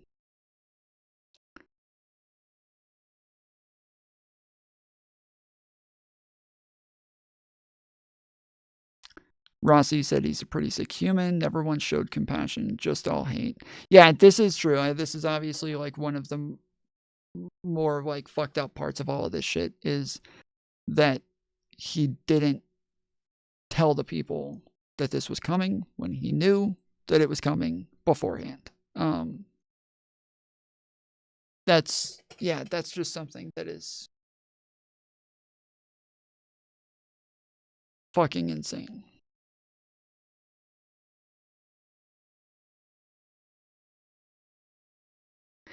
He's 100% guilty and knows it. He's diverting attention away from that by focusing on him not being the one who leaked it to the public. It's what he did in his initial public statement as well.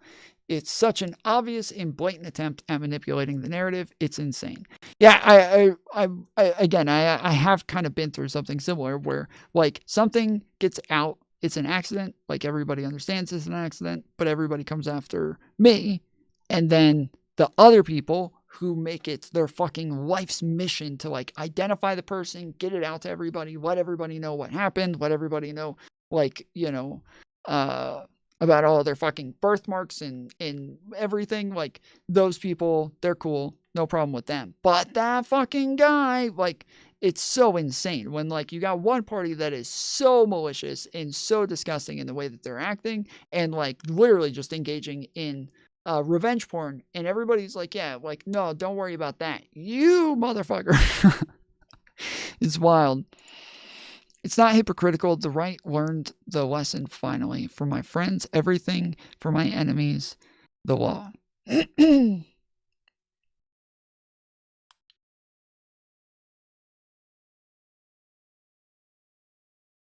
be fair, I wouldn't go after kiwi farms either. Yeah. Yeah, they are the scarier. They are the scarier ones, so.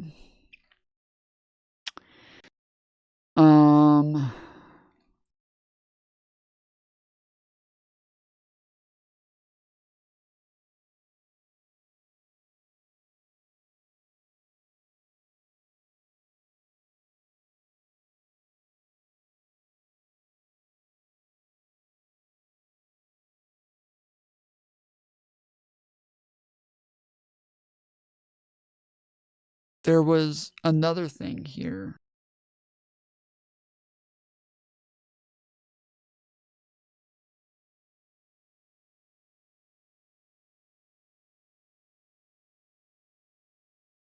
About kiwi farms that I missed.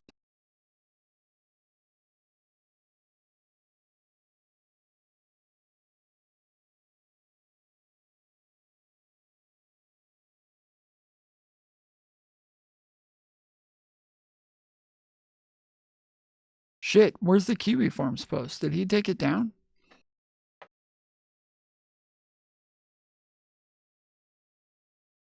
Or did I miss it?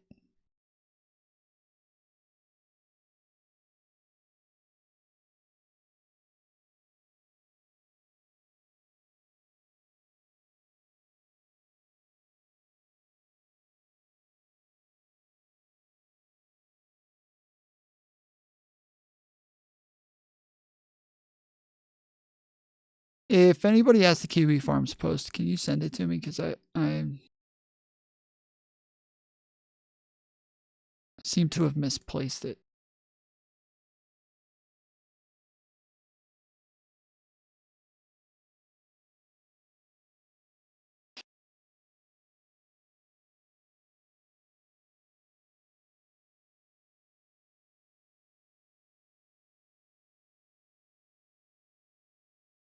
But yeah, there was a whole post from the guy from Kiwi Farms talking about the revenge porn posted on his site and that they're not legally liable, and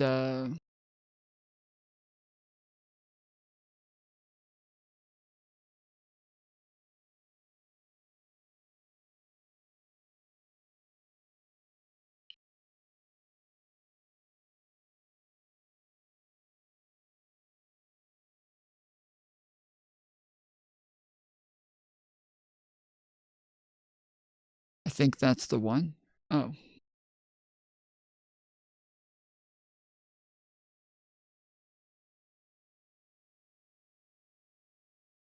Well, yeah, I was looking for his quote tweet of it, but thank you. I should probably be able to find it here. So yeah, Kiwi Farms posted, "Hi at Destiny. The law 15 USC 6851 puts liability for non-consensual intimate images on the person who released it. There are carve-outs for liability in matters of public interest, such as political figures. You are the only person who can be liable for what you did." That's not Wait, that's not true. Not in this case. Not if somebody else posts it by hacking it, he is not liable in that case. But then they also said, don't worry, Destiny, at least you have the support of Ethan Ralph, who also pleaded no contest to and was convicted of revenge pornography charges in Virginia. Maybe you can make a little club together in Mexico where he lives and trade revenge pornography tips with each other. Destiny's not getting charged with revenge porn. Just FYI, he's not getting charged with revenge porn. He is getting like some of the charges are for sending non-consensual pictures, but they are not like revenge porn is maliciously posting them publicly to shame that person, to get back at them for revenge, something like that. That it's in the name, but yeah, he didn't post them publicly. Somebody else did. So, but yeah, so the shit says 285 quote tweets, and I hate that it doesn't put them on the top. But yeah, Darius said these comments are insane. How are they missing the point so bad? Kiwi Farms is publicly claiming they know the videos and pictures are posted. Maybe it was Darius who posted it. I might have been thinking of Darius. My bad. The videos and pictures are posted there without the person's consent. But they refuse to remove it. For what reason? How are they the good guys here? Yeah, I feel like there is some liability there. If let's see. What is the code that actually like makes it to where they're not liable?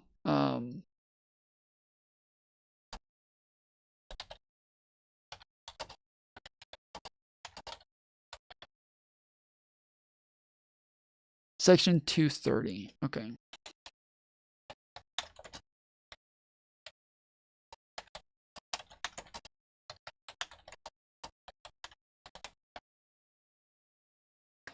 Yes, Section 230 of the Communications Decency Act essentially requires online platforms to moderate content in good faith, meaning they can remove material that they consider objectionable, like obscene or harmful content, while still maintaining immunity from lawsuits related to user-generated content as long as their actions are taken with a genuine intent to comply with their terms of service and community standards. This allows platforms to actively moderate content without fearing legal repercussions for their decisions. Okay, so it says intent to comply with their terms of service and community standards.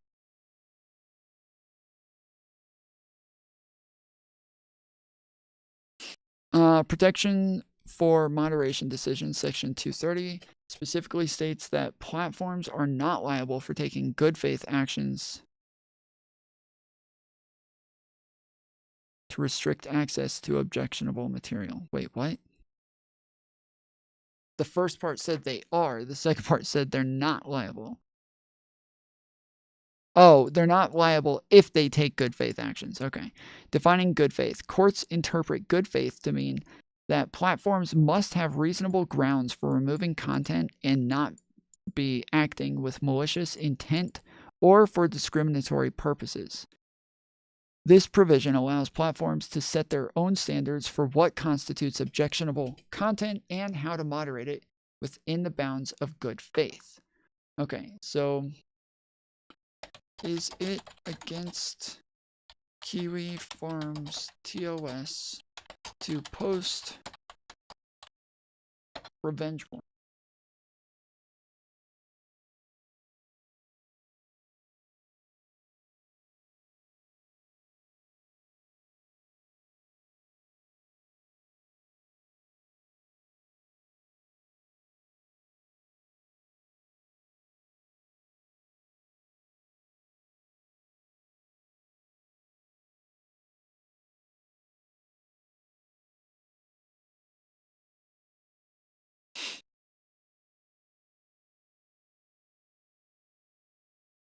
DDoS retarding by Kiwi Flare. Okay.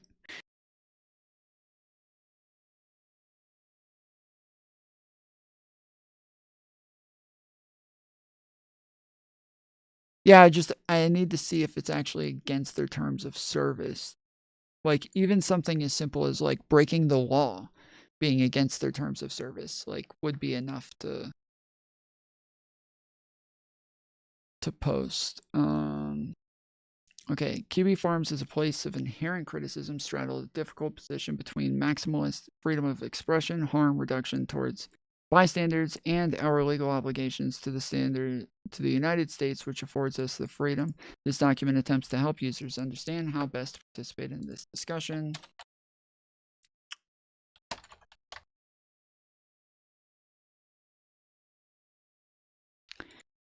All federal laws must be adhered to. The following is a non-comprehensive list of laws particularly important to citizens participating in any internet discussion. Yeah, so here it literally says all federal laws must be adhered to. 15 U.S. Code 6851, civil action relating to disclosure of intimate images. Federal law affords relief to victims of revenge pornography against the people who post those images, but not to the platforms they post on. Although we are under no obligation to censor any particular image, the Kiwi Farms is not a pornography website. Posts randomly dumping pornographic content are not welcome unless they are directly related to the discussion and serve some purpose, such as a matter of public concern or public interest. The prudent poster will practice harm reduction, not propagate non-consensual pornographic content of bystanders, not propagate pornographic content at all unless it is relevant, and also consider fair use when posting, as this content is copyrighted and is more likely to cause copyright complaints. I'm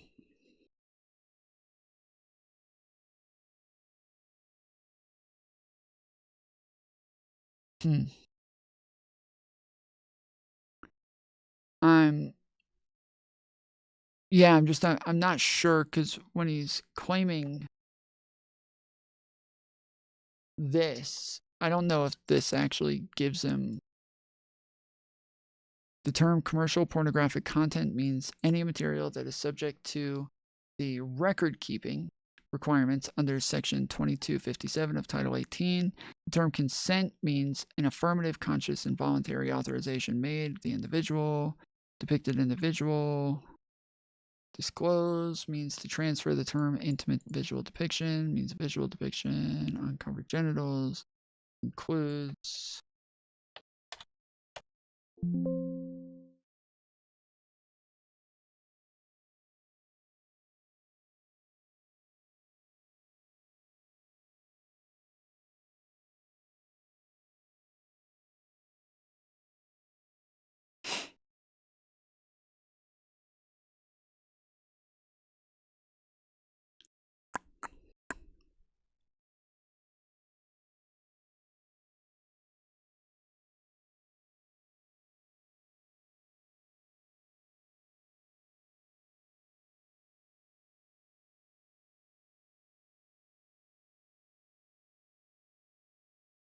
Yeah, I don't see anything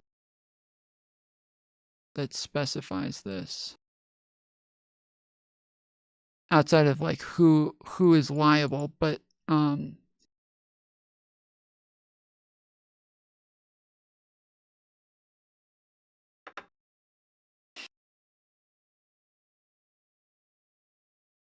yeah, I don't know if this like actually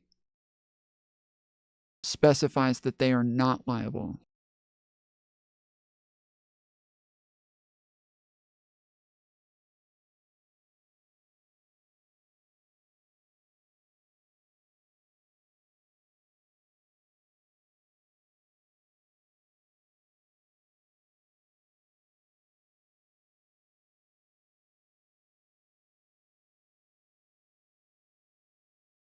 Okay.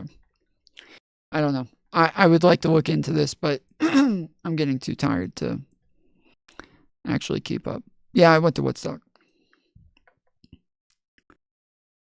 Okay.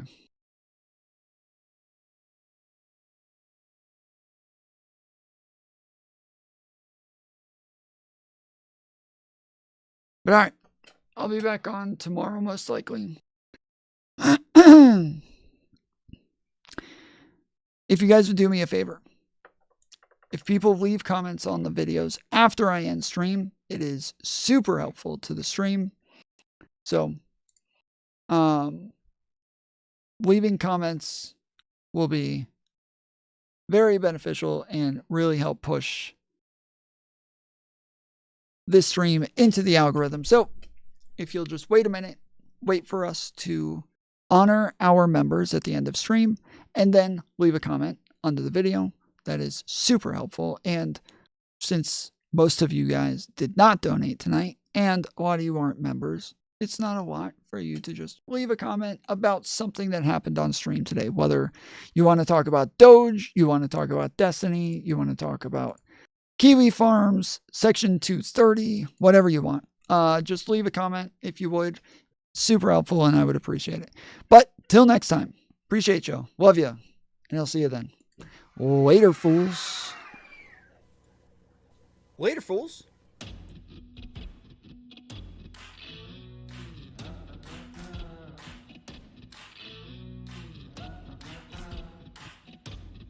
Also, hit the thumbs up if you would.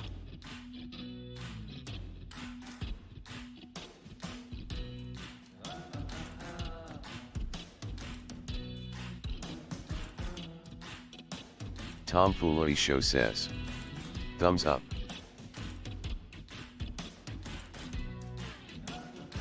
Jared B says, later fools.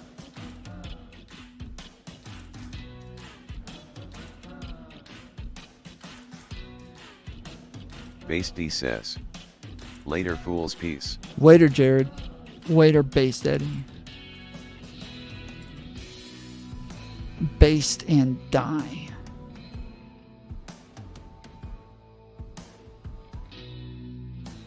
Lobster 2.0 says, hawk to up. Philip Durley says, you informed me about Doge. I thank you. No, I thank you. Clay Bentrice Jr. says, later fools. Later fools. Botrix says, Philip Durley, please do not send so many capital letters. Yeah, Basty Philip, says, come on. LOL true. True. Botrix says, Damn, that's all the members Dono we have? for TDS, link. Y'all Bucky suck, says, that's it? Praise the God Emperor Musk. Why isn't that list longer? What the hell? All that content? Oh my goodness. That's Felix it. 954 says, that's it.